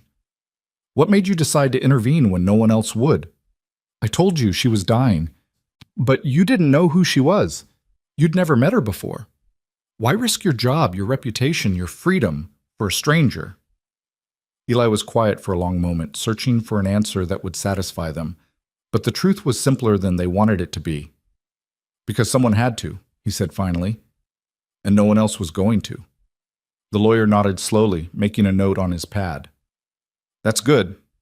That's what we need the board to understand. This wasn't about opportunity or calculation. This was pure instinct. The instinct of a good man doing what good men do." The morning of the hearing, Eli woke before dawn. He stood at the window of the apartment watching the sun rise over Philadelphia and tried to calm the storm of anxiety churning in his stomach. In a few hours, he would walk into a room full of people who controlled billions of dollars and hundreds of thousands of jobs. He would tell his story, answer their questions, and hope that they believed him. And if they didn't? He pushed the thought away. He couldn't afford to think about failure. Not today. Mia found him there an hour later, still standing at the window, still watching the city wake up. "Daddy, are you okay?" Just thinking. She came to stand beside him, her small hand slipping into his. "Are you scared?" "Terrified," he admitted. "Me too." She squeezed his hand. "But I'll be there, watching. And whenever you feel scared, you can look at me and remember that I believe in you." Eli felt his eyes sting with tears he refused to shed. "When did you get so wise?" "I learned from my daddy." He pulled her into a hug, breathing in the strawberry scent of her hair, memorizing the feeling of her small body against his chest. Whatever happened today, whatever the board decided, this moment was real. This love was real. And no one could take that away. The board hearing was held in the same conference room where Eli had saved Juliana's life. The irony wasn't lost on anyone. The room had been rearranged, the long table replaced by a U-shaped configuration that put the board members on 3 sides, and a single chair in the center, like a defendant's seat in a courtroom. Juliana sat at the head of the table, flanked by her most trusted allies. Harper Doyle, despite his termination, had been allowed to attend as a witness, and he sat in the corner with his lawyers, his face a mask of barely controlled rage. Eli entered the room at exactly 9 o'clock, dressed in a borrowed suit that still didn't quite fit, his heart pounding so loudly he was certain everyone could hear it. He found the chair in the center and sat down, his hands folded in his lap to keep them from trembling. "Mr. Barrett." The board chairman, a white-haired man named Harrison Powell, spoke first. "Thank you for joining us today. We understand this must be difficult for you. Thank you for the opportunity to speak, sir. Let me be clear about the purpose of this hearing. We are here to establish the facts of what occurred on the night of November 15th, and to determine the appropriate response from this company. You will be asked to give your account of events, after which you will face questions from board members and other relevant parties." He paused, glancing at Harper. "Do you understand?" "Yes, sir." "Then please, in your own words, tell us what happened that night." Eli took a deep breath and began. He told them about the fluorescent lights and the squeaky cart, about the empty corridors and the muffled voices from the conference room. He told them about the moment the door burst open and people started screaming. He told them about Juliana's blue lips and lifeless eyes, about the crowd that stood frozen while their CEO died in front of them. And he told them about the choice he made. "I didn't think about the consequences," he said, his voice steady despite the tremor in his hands. "I didn't think about my job or my reputation or what people would say. I saw a woman who wasn't breathing, whose heart had stopped, and I knew that if someone didn't act in the next few seconds, she would die. So I acted." "You claim you're certified in CPR," one of the board members interrupted. "Can you prove that?" "I have my certification card, yes. I also have records from the community center where I took the course, and the instructor has agreed to testify on my behalf." "And you expect us to believe that a janitor with minimal training was capable of resuscitating a woman in full cardiac arrest?" "I don't expect you to believe anything." Eli met the man's eyes without flinching. "I expect you to look at the facts. The security footage shows me performing CPR exactly as I was trained. The paramedics who arrived on scene confirmed that my technique was correct. And Ms. Reed is sitting in this room right now, alive and healthy, because I didn't let anyone stop me." A murmur rippled through the room. Juliana's eyes met his across the table, and she gave a slight nod of approval. The questioning continued for hours. Board members probed every aspect of his story, looking for inconsistencies, weaknesses, anything that could be used to discredit him. They asked about his divorce, his financial struggles, his relationship with other employees. They implied that he had been hoping for a reward, that his heroism was really just a calculated gamble. Through it all, Eli remained calm. He answered every question honestly, admitted when he didn't know something, and refused to let their insinuations rattle him. He thought of Mia, sitting in the gallery behind him, and drew strength from her presence. And then it was Harper Doyle's turn. The former CFO rose from his chair and approached the center of the room, his lawyers flanking him like bodyguards. He looked different than Eli remembered, smaller somehow, his confident swagger replaced by something that looked almost like desperation. "Mr. Barrett," Harper began, his voice silky smooth, "you've given us a very touching story. The humble janitor, the dying CEO, the moment of heroic intervention. But there are some details you've left out, aren't there?" "I don't know what you mean." "Let me refresh your memory." Harper pulled a folder from his briefcase. "In June of this year, you were observed in a stairwell with my former administrative assistant, Sarah Chen. She was in a state of distress. Her clothing was disheveled. You were alone with her for approximately 15 minutes before calling a cab." He looked up, his eyes glittering. "Would you like to explain what happened during those 15 minutes? The room went silent. Eli felt the blood drain from his face. "That's not—" She was upset. "I was trying to help her." "Help her how, exactly?" "I gave her my jacket. I called her a cab. I asked if she wanted me to call the police." "The police?" Harper's eyebrow raised. "Why would she need the police, Mr. Barrett?" "Because she was—" Eli stopped himself, realizing the trap. If he said what he suspected, if he accused Harper without proof, he would look like he was deflecting. But if he stayed silent, the implication would hang in the air, poisoning everything he'd said. "She was what, Mr. Barrett?" "She was scared." Eli's voice was quiet but firm. "She wouldn't tell me what happened, but I could see that someone had hurt her. I did what I could to help." "How noble of you." Harper's voice dripped with sarcasm. "And yet, despite your heroic instincts, you never reported this incident to anyone. You never filed a complaint, never contacted HR, never mentioned it to your supervisors." "I didn't think it was my place. Or perhaps you were protecting yourself. Perhaps you were the one who had hurt her, and you were afraid she would talk." "That's a lie!" Eli was on his feet before he knew what was happening, his hands clenched into fists at his sides. "I never touched her. I would never—" "Mr. Barrett, please sit down." Harrison Powell's voice cut through the chaos. "Mr. Doyle, you will refrain from making unsubstantiated accusations." "I'm simply pointing out," Harper said smoothly, "that Mr. Barrett has a history of being in compromising situations with female employees. First Ms. Chen, then Miss Reed. One might see a pattern. One might also see a man who consistently tries to help women in distress." Juliana's voice rang out, cold and sharp. "Mr. Doyle, You've been terminated from this company for cause. You're here as a courtesy, not a right. If you continue to slander witnesses, I'll have security remove you." Harper's face flushed red. "You can't." "I can, and I will." Juliana stood, her presence filling the room. "Board members, I'd like to call a witness who can speak directly to the incident Mr. Doyle has raised." She nodded toward the door, and it opened to reveal Sarah Chen. The young woman walked into the room with her head held high, though Eli could see her hands trembling at her sides. She was thinner than he remembered, paler, but there was a fire in her eyes that hadn't been there before. "Ms. Chen," Juliana said gently, "would you please tell the board what happened in June?" Sarah took a deep breath. "Harper Doyle attacked me in his office after a late meeting. He said no one would believe me if I told. He said he would destroy my career if I spoke up. When I ran, I ended up in the stairwell. That's where Mr. Barrett found me." The room erupted. Board members shouted questions. Harper's lawyers jumped to their feet, demanding the testimony be struck.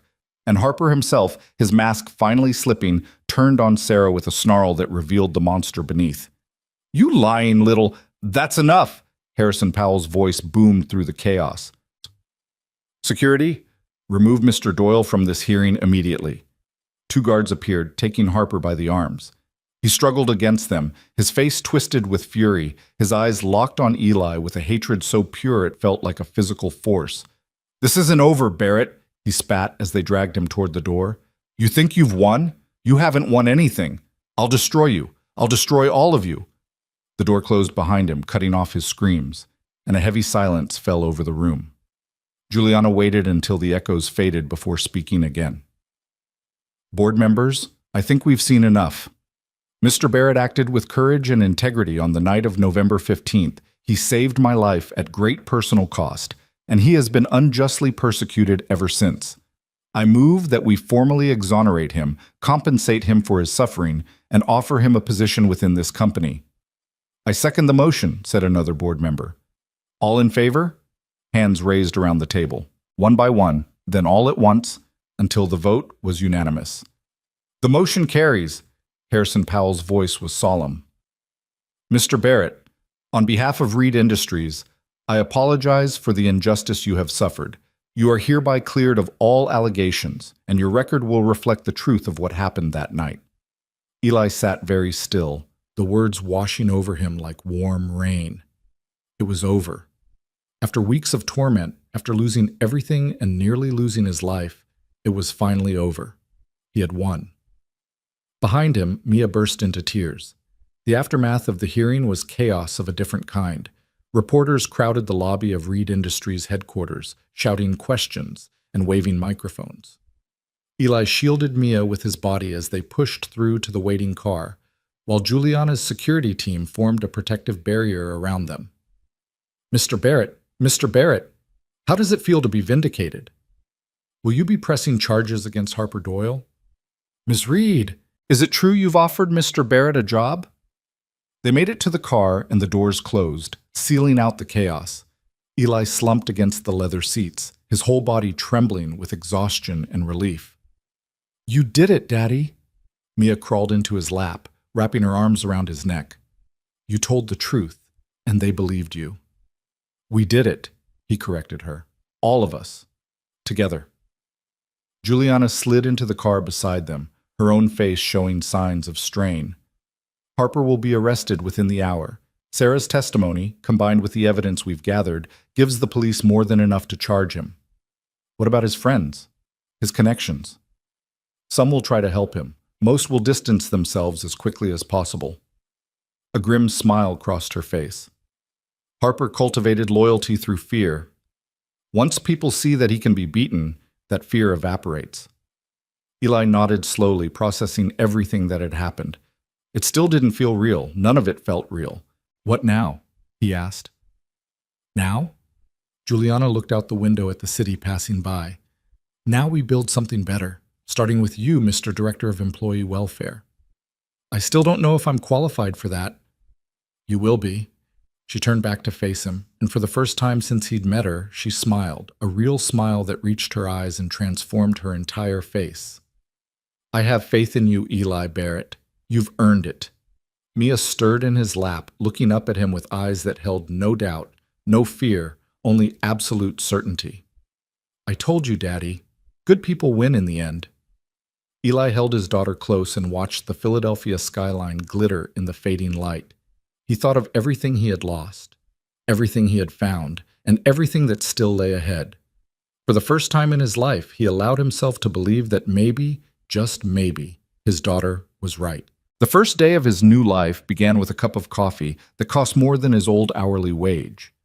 Eli stood in the gleaming lobby of Reed Industries headquarters, holding the ceramic mug someone had pressed into his hands, and tried to make sense of the transformation that had occurred in the space of a single week.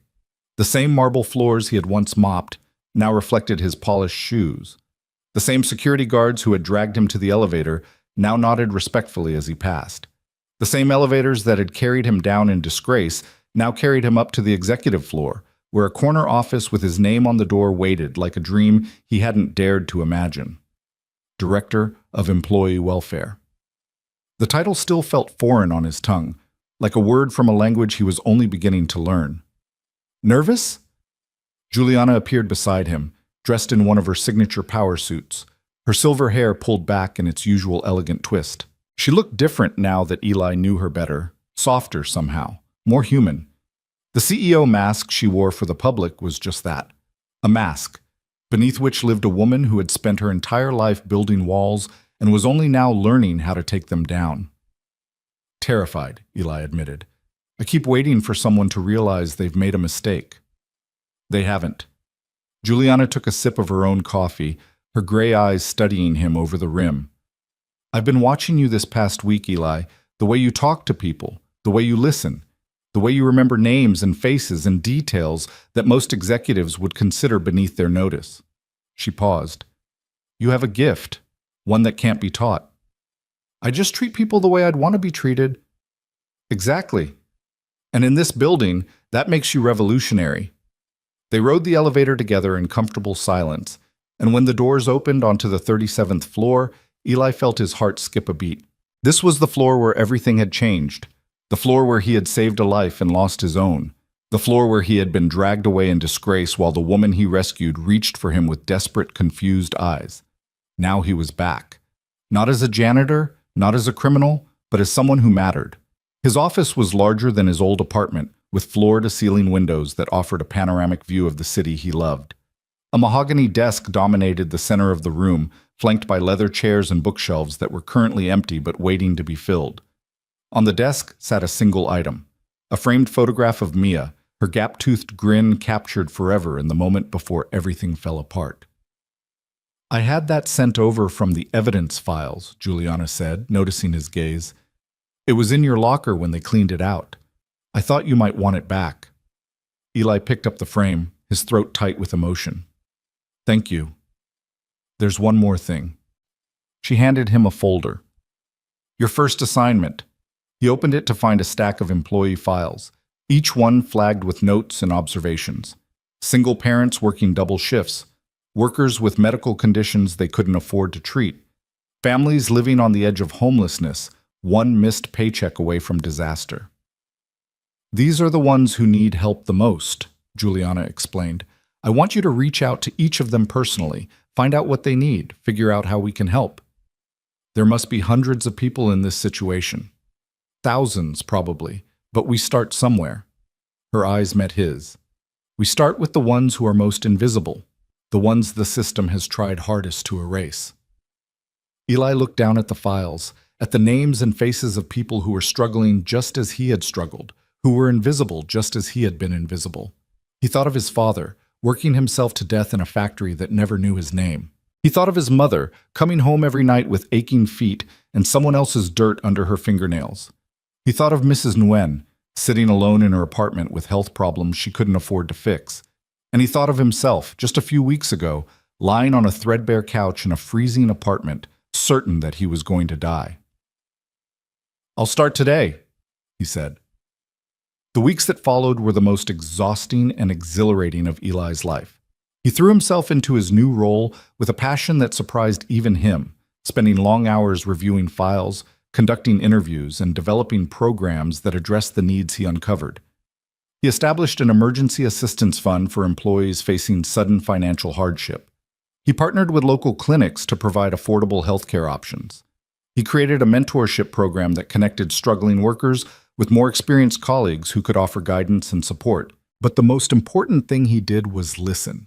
He held open office hours 3 times a week, inviting any employee who wanted to talk to come and share their concerns. At first, the chairs remained empty. Workers too suspicious or too afraid to trust this strange new executive who had appeared out of nowhere. But gradually, as word spread about the janitor who had become a director, people began to show up. They told him about impossible commutes and impossible childcare costs.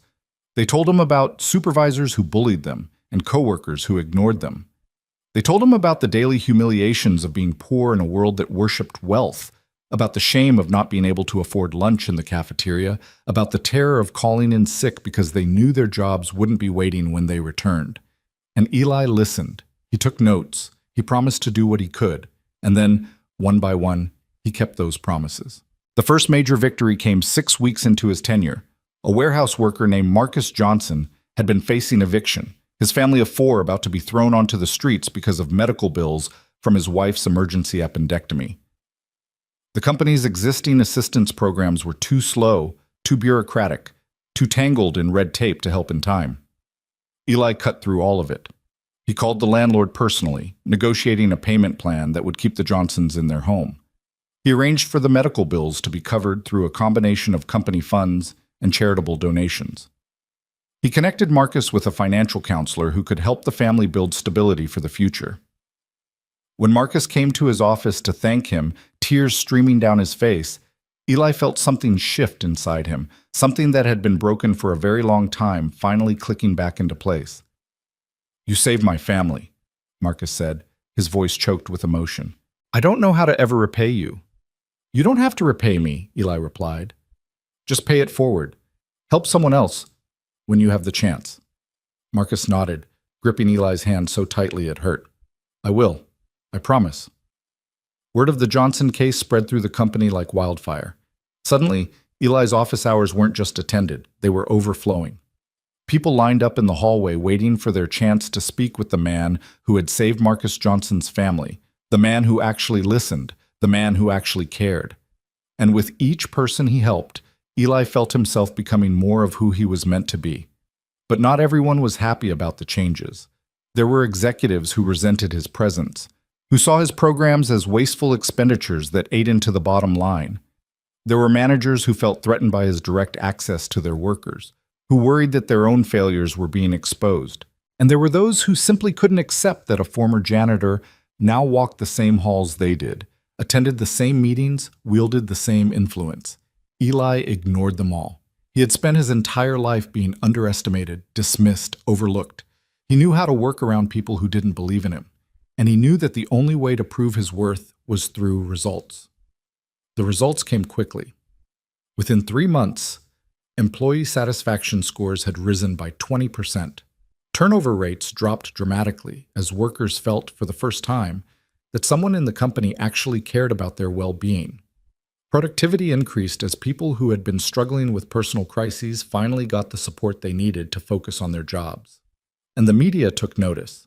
A feature story in the Philadelphia Inquirer called Eli the Conscience of Corporate America. A segment on the local news highlighted his work with struggling families. A business magazine interviewed him about his unconventional approach to employee welfare, calling him a disruptor in the best sense of the word. Through it all, Eli remained grounded.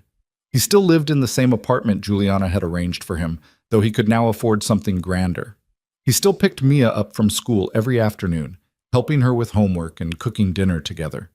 He still visited Mrs. Nguyen every weekend, bringing her groceries and sitting with her while she told stories of her life in Vietnam.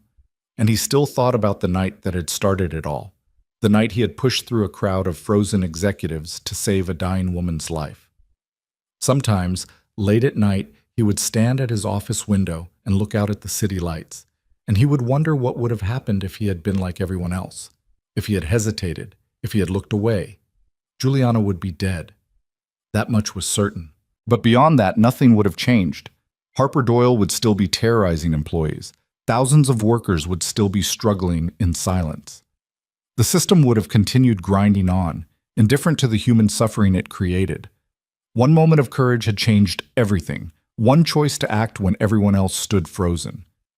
It was a lesson Eli carried with him every day, a reminder that the world was changed not by grand gestures or sweeping policies, but by ordinary people making extraordinary choices in the moments that mattered most. The invitation came on a Tuesday morning, hand-delivered by a courier in a crisp uniform.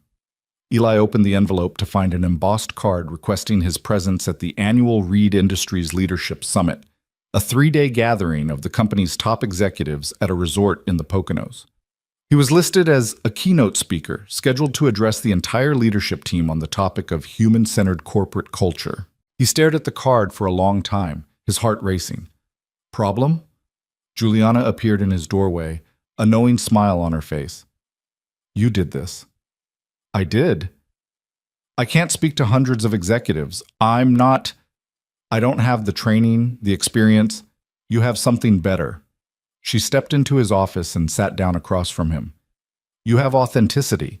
You have a story that no one else in that room can tell. And you have a perspective that most of those executives have never considered. They'll eat me alive. Some of them will try. Others will listen. Her eyes held his. This is your chance, Eli. Your chance to change not just this company, but the way people think about work, about workers, about what matters in business. And if I fail? Then you fail, and you try again. She leaned forward. I failed more times than I can count.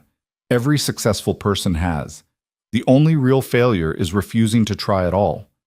Eli looked down at the invitation, at the elegant script that spelled out his name and title, Director of Employee Welfare, a title that hadn't existed 6 months ago, a position he had created with his own hands, his own vision, his own stubborn refusal to accept that the world had to be the way it was.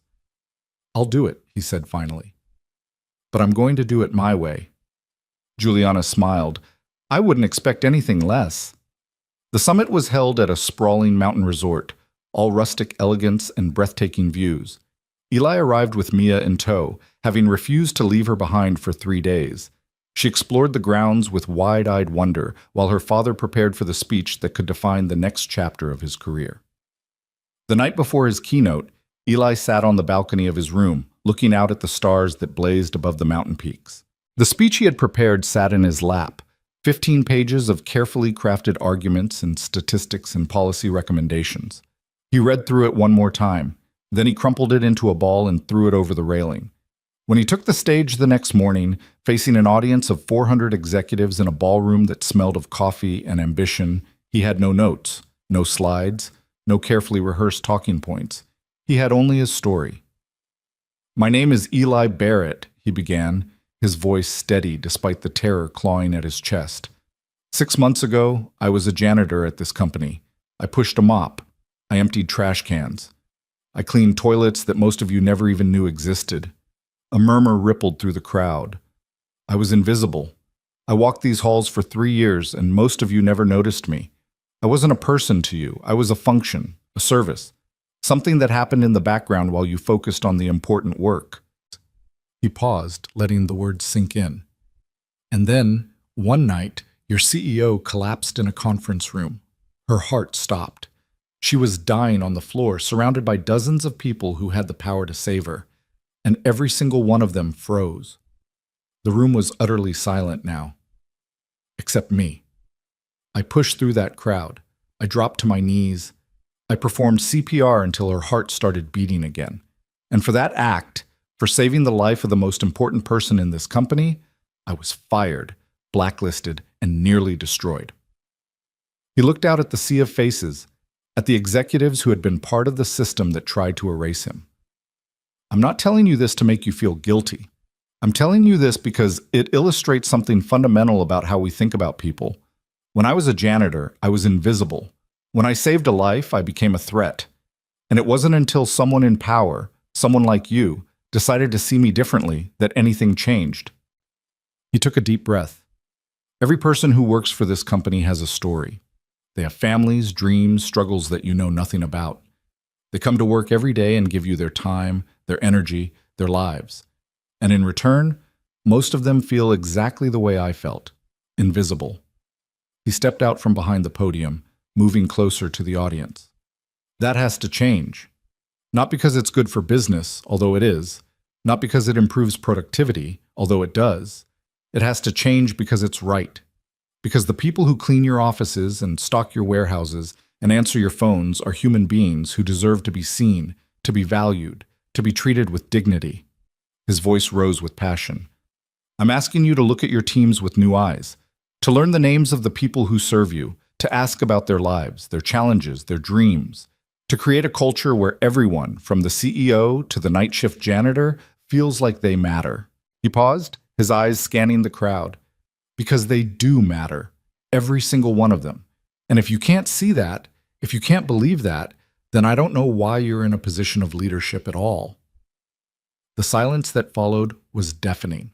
And then, from somewhere in the back of the room, someone began to clap. The applause spread like wildfire, rolling through the ballroom in waves that grew louder and louder until the entire audience was on their feet. Eli stood at the center of it all, overwhelmed by the response, tears streaming down his face as the sound washed over him. He had done it. He had told his truth. And for the first time in his life, the world had listened. After the speech, executives lined up to shake his hand, to ask questions, to share their own stories of workers they had overlooked and opportunities they had missed. Juliana stood at the back of the room, watching with an expression that might have been pride or might have been something deeper. When the crowd finally dispersed, she approached him. "That was remarkable," she said quietly. "I just told the truth. The truth, told well, is the most powerful force in the world." She placed a hand on his shoulder. "You've started something today, Eli, something bigger than either of us can imagine." "What do you mean?" "This speech is going to be shared, discussed, debated. Other companies are going to hear about it. Other leaders are going to wonder if they should be doing things differently." She smiled. "You've planted a seed. Now we watch it grow." Eli looked around the ballroom, at the empty chairs and the lingering conversations, at the morning light streaming through the tall windows. He thought of Mia, waiting for him back at their room, probably bored out of her mind by now. He thought of Mrs. Nguyen, who would want to hear every detail when he got home. He thought of Marcus Johnson and Sarah Chen and all the others whose lives had been touched by his work. And he thought of the night shift janitor who had refused to look away, who had pushed through a crowd of frozen executives to save a dying woman's life, who had lost everything and found something more valuable than he could have imagined. That janitor was gone now, transformed into something new. But the core of who he was, the instinct to help, the refusal to accept injustice, the stubborn belief that one person could make a difference, that would never change. That was who Eli Barrett had always been. That was who he would always be. The auditorium was filled to capacity, every seat taken by faces that represented the full spectrum of American labor. Union leaders sat beside corporate executives. Factory workers shared rows with senators. Journalists lined the walls, their cameras capturing a moment that would be replayed on news networks across the country for weeks to come. The National Conference on Worker Dignity had drawn an unprecedented crowd to Philadelphia's Convention Center. And at the center of it all, waiting in the wings with a speech that would change everything, stood Eli Barrett. 18 months had passed since the night he saved Juliana Reed's life. 18 months since he had been dragged from a conference room in disgrace, his reputation destroyed, his future seemingly erased. In that time, the employee welfare initiative he had created at Reed Industries had become a model for corporations across the nation. Dozens of companies had adopted similar programs. Legislation inspired by his work was moving through Congress, and the man who had once pushed a mop through empty corridors was now recognized as one of the most influential voices in the American labor movement. But standing here, moments away from addressing thousands of people, Eli felt the same terror he had felt on his first day as director. The same voice in his head whispering that he didn't belong, that someone would eventually realize the mistake, that the janitor in the borrowed suit was about to be exposed. "Daddy?" Mia's voice cut through the noise in his head. She stood beside him in the wings, 11 years old now, taller than she had been, wiser than she should have had to become. Her hand slipped into his, small and warm and steady. "You're going to be amazing," she said simply. "How do you know?" "Because you always are." She squeezed his hand. "And because I'll be watching, just like at the summit, just like always." Eli looked down at his daughter, at the fierce pride shining in her eyes, and felt the fear begin to recede. She had been with him through everything: the darkest nights in the freezing apartment, the fever that had nearly killed him, the hearing where Harper Doyle had tried to destroy him one last time. Through it all, she had believed in him when he couldn't believe in himself. He bent down and kissed her forehead. "I love you, Mia." "I love you too, Daddy. Now go change the world." The announcer's voice echoed through the auditorium, introducing him with a string of titles and accomplishments that still felt like they belonged to someone else. Director of Employee Welfare, architect of the Reed Model. Time Magazine's Person of the Year finalist, the man who had started a revolution. Eli walked onto the stage, and the applause that greeted him was like a physical wave, washing over him with a force that nearly stopped him in his tracks. He stood at the podium, looking out at the sea of faces, and waited for the sound to fade. When silence finally fell, he spoke. 2 years ago, I was invisible. The words hung in the air, simple and powerful. I worked the night shift at a company most of you have heard of. I cleaned floors and emptied trash cans and scrubbed toilets that executives used without ever wondering who kept them clean. I was a single father, barely making rent, watching my daughter grow up in a world that seemed determined to keep us down. He paused, his eyes scanning the crowd. And then, one night, I saved a life. The CEO of my company collapsed during a board meeting. Her heart stopped. And while everyone else stood frozen, I did what I had been trained to do. I performed CPR. I breathed air into her lungs. I fought for her life until she came back.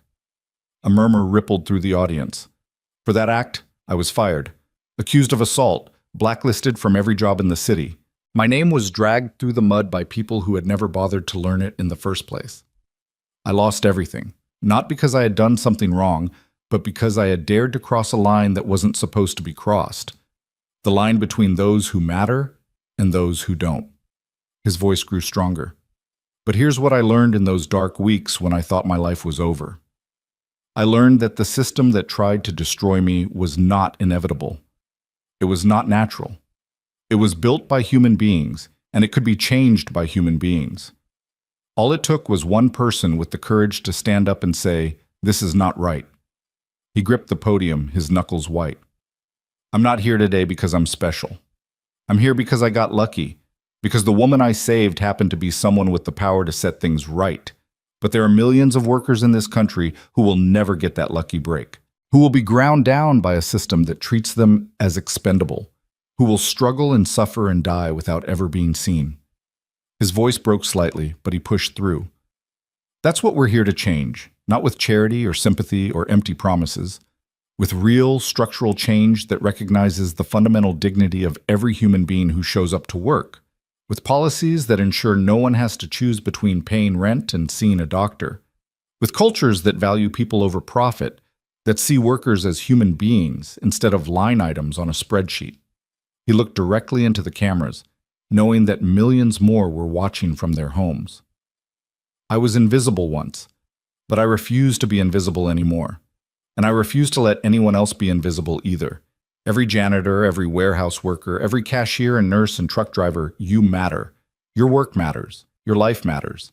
And anyone who tells you otherwise is lying. The applause began before he finished speaking, rising from the audience like a tide that could not be contained. People stood, their hands coming together in a rhythm that seemed to shake the very walls of the auditorium. And at the center of it all, Eli Barrett stood with tears streaming down his face, finally allowing himself to believe that the journey that had begun on the worst night of his life had led him to exactly where he was meant to be. The reception afterward was a blur of handshakes and congratulations and business cards pressed into his palm. Senators wanted to discuss legislation. CEOs wanted to implement his programs. Journalists wanted interviews that would run on primetime television. But Eli only had eyes for one person. Juliana Reed stood at the edge of the crowd, watching him with an expression he had come to know well over the past 18 months. Pride, yes, but also something deeper, something that looked almost like wonder. He made his way to her, weaving through the throng of well-wishers until they stood face to face. "That was quite a speech," she said. "I had a good teacher. You had a good story." She smiled, and the years seemed to fall away from her face. "I'm proud of you, Eli, proud of everything you've built. I couldn't have done it without you." "Yes, you could have. It might have taken longer. It might have looked different, but you would have found a way." Her gray eyes held his. "That's who you are, someone who finds a way." Before he could respond, a small body slammed into his legs. "Daddy, Daddy, you did so good!" Eli scooped Mia into his arms, holding her tight as she wrapped herself around him. "You think so?" "I know so. Everyone was crying, even that mean-looking lady in the front row." "That was a senator, sweetheart." "Well, she was crying." Mia pulled back to look at him, her face serious. "Daddy, can I ask you something?" "Anything." "Are you happy now?" The question caught him off guard. He thought about it for a long moment, really thought, examining the landscape of his heart with the same careful attention he brought to everything else. Was he happy? He thought of the apartment he shared with Mia, modest but warm, filled with books and photographs and the smell of whatever they had cooked for dinner. He thought of Mrs. Nguyen, healthy now thanks to the specialist Juliana had arranged, still bringing him containers of pho every Sunday. He thought of Marcus Johnson, who had been promoted twice since Eli intervened in his crisis, and Sarah Chen, who was now running her own department at a company that actually valued her. He thought of Juliana, standing beside him with her knowing smile, a partner and friend in ways neither of them had expected. And he thought of himself. Not the janitor who had been invisible, not the accused who had been destroyed, but the man who had emerged from the wreckage, stronger and wiser and more certain of his purpose than he had ever been before. "Yes," he said finally. "I'm happy." "Good." Mia nestled against his chest. "Because you deserve to be happy. You're a good person, Daddy. The best person I know." Eli held his daughter close, breathing in the familiar scent of her strawberry shampoo, and felt something settle into place in his chest, a peace he hadn't known he was searching for, a sense of completion that had nothing to do with achievements or recognition or the applause of thousands. He had found his purpose, he had found his voice, and most importantly, he had found a way to use both in service of something larger than himself. Later that evening, after the crowds had dispersed and the auditorium had emptied, Eli stood alone on the steps of the convention center, looking out at the Philadelphia skyline. The city glittered in the darkness. The same lights he had watched from the 37th floor of Reed Industries on the night everything changed. But they looked different now, warmer, more welcoming, as if the city itself had shifted to make room for him. Footsteps approached from behind, and Juliana appeared at his side. "Thinking deep thoughts?" she asked. "Just remembering." "The night we met?" "The night I almost died." He turned to look at her. "Both times." She was quiet for a moment, her eyes reflecting the city lights. "I've been thinking about that too, about how close we both came to losing everything. But we didn't." "No, we didn't." She smiled slightly. "Do you ever wonder what would have happened if you hadn't been there that night? If you had been on a different floor or called in sick or simply decided not to get involved?" "All the time." Eli's voice was soft. "I'd be dead. You'd be dead. And the world would have just kept spinning, indifferent to both of us. But you were there, and you chose to act." She turned to face him fully. That choice, that single moment of courage, it changed everything, not just for you and me, but for thousands of people who will never know your name. "I was just doing what anyone would do." "No." Her voice was firm. "You were doing what almost no one does. You were being extraordinary in a moment that demanded it, and that, Eli Barrett, is the rarest thing in the world." They stood in comfortable silence, two people who had been brought together by tragedy and transformed by the choices they made afterward. The night air was cool but not cold, carrying the sounds of the city, car horns and distant music, and the murmur of life continuing all around them. "What happens now?" Eli asked finally. "Now?" Juliana looked out at the skyline. "Now we keep going. We take what we've built and we expand it. We fight the battles that still need fighting. We change the minds that still need changing. And when we're done, we'll never be done. She smiled, a real smile that reached her eyes. That's the beautiful thing about this kind of work. There's always more to do, always more people to help, always more systems to change. She reached out and took his hand, the same gesture she had made in the hospital room 18 months ago when she had promised to set things right. But we don't have to do it alone. That's the other thing I've learned. We find our people, we build our teams, we create communities of individuals who believe in the same things we believe in, and together we become unstoppable. Eli squeezed her hand, feeling the truth of her words settle into his bones. He thought of Mia, asleep in the hotel room upstairs, dreaming whatever dreams 11-year-olds dream. He thought of Mrs. Nguyen, who called him her son now, who treated him like family because he had treated her like family first. He thought of Rebecca Torres and Marcus Johnson and Sarah Chen and all the others who had become part of the movement he had accidentally started. He thought of the janitor he had been, invisible and overlooked, pushing his cart through empty corridors in the middle of the night. And he thought of the man he had become, standing on the steps of a convention center after addressing thousands of people, his hand clasped in the hand of a woman who had once been the most powerful person he had ever known and was now simply his friend. "Thank you," he said quietly. "For what?" "For seeing me. When no one else did." Juliana was silent for a moment. Then she released his hand and stepped back, her expression soft in the glow of the city lights. "You saved my life, Eli. You fought for me when everyone else gave up. Seeing you was the least I could do." She turned and walked back toward the convention center, pausing at the door to look back over her shoulder. "Get some rest. Tomorrow we start changing the world again." Then she was gone, and Eli was alone with the night and the city and the future stretching out before him like an endless road. He stood there for a long time, breathing in the cool air, letting the peace wash over him. Then he turned and walked back inside, ready to collect his daughter and return to the life they had built together. A life he had never imagined, a life he had never dared to dream, but a life that was his, earned through courage and compassion and the stubborn refusal to look away when someone needed help. He had saved one life, and in return, he had found purpose, dignity, and a voice powerful enough to change an entire system. The janitor who refused to look away had become a force that could not be ignored, and he was just getting started. The end.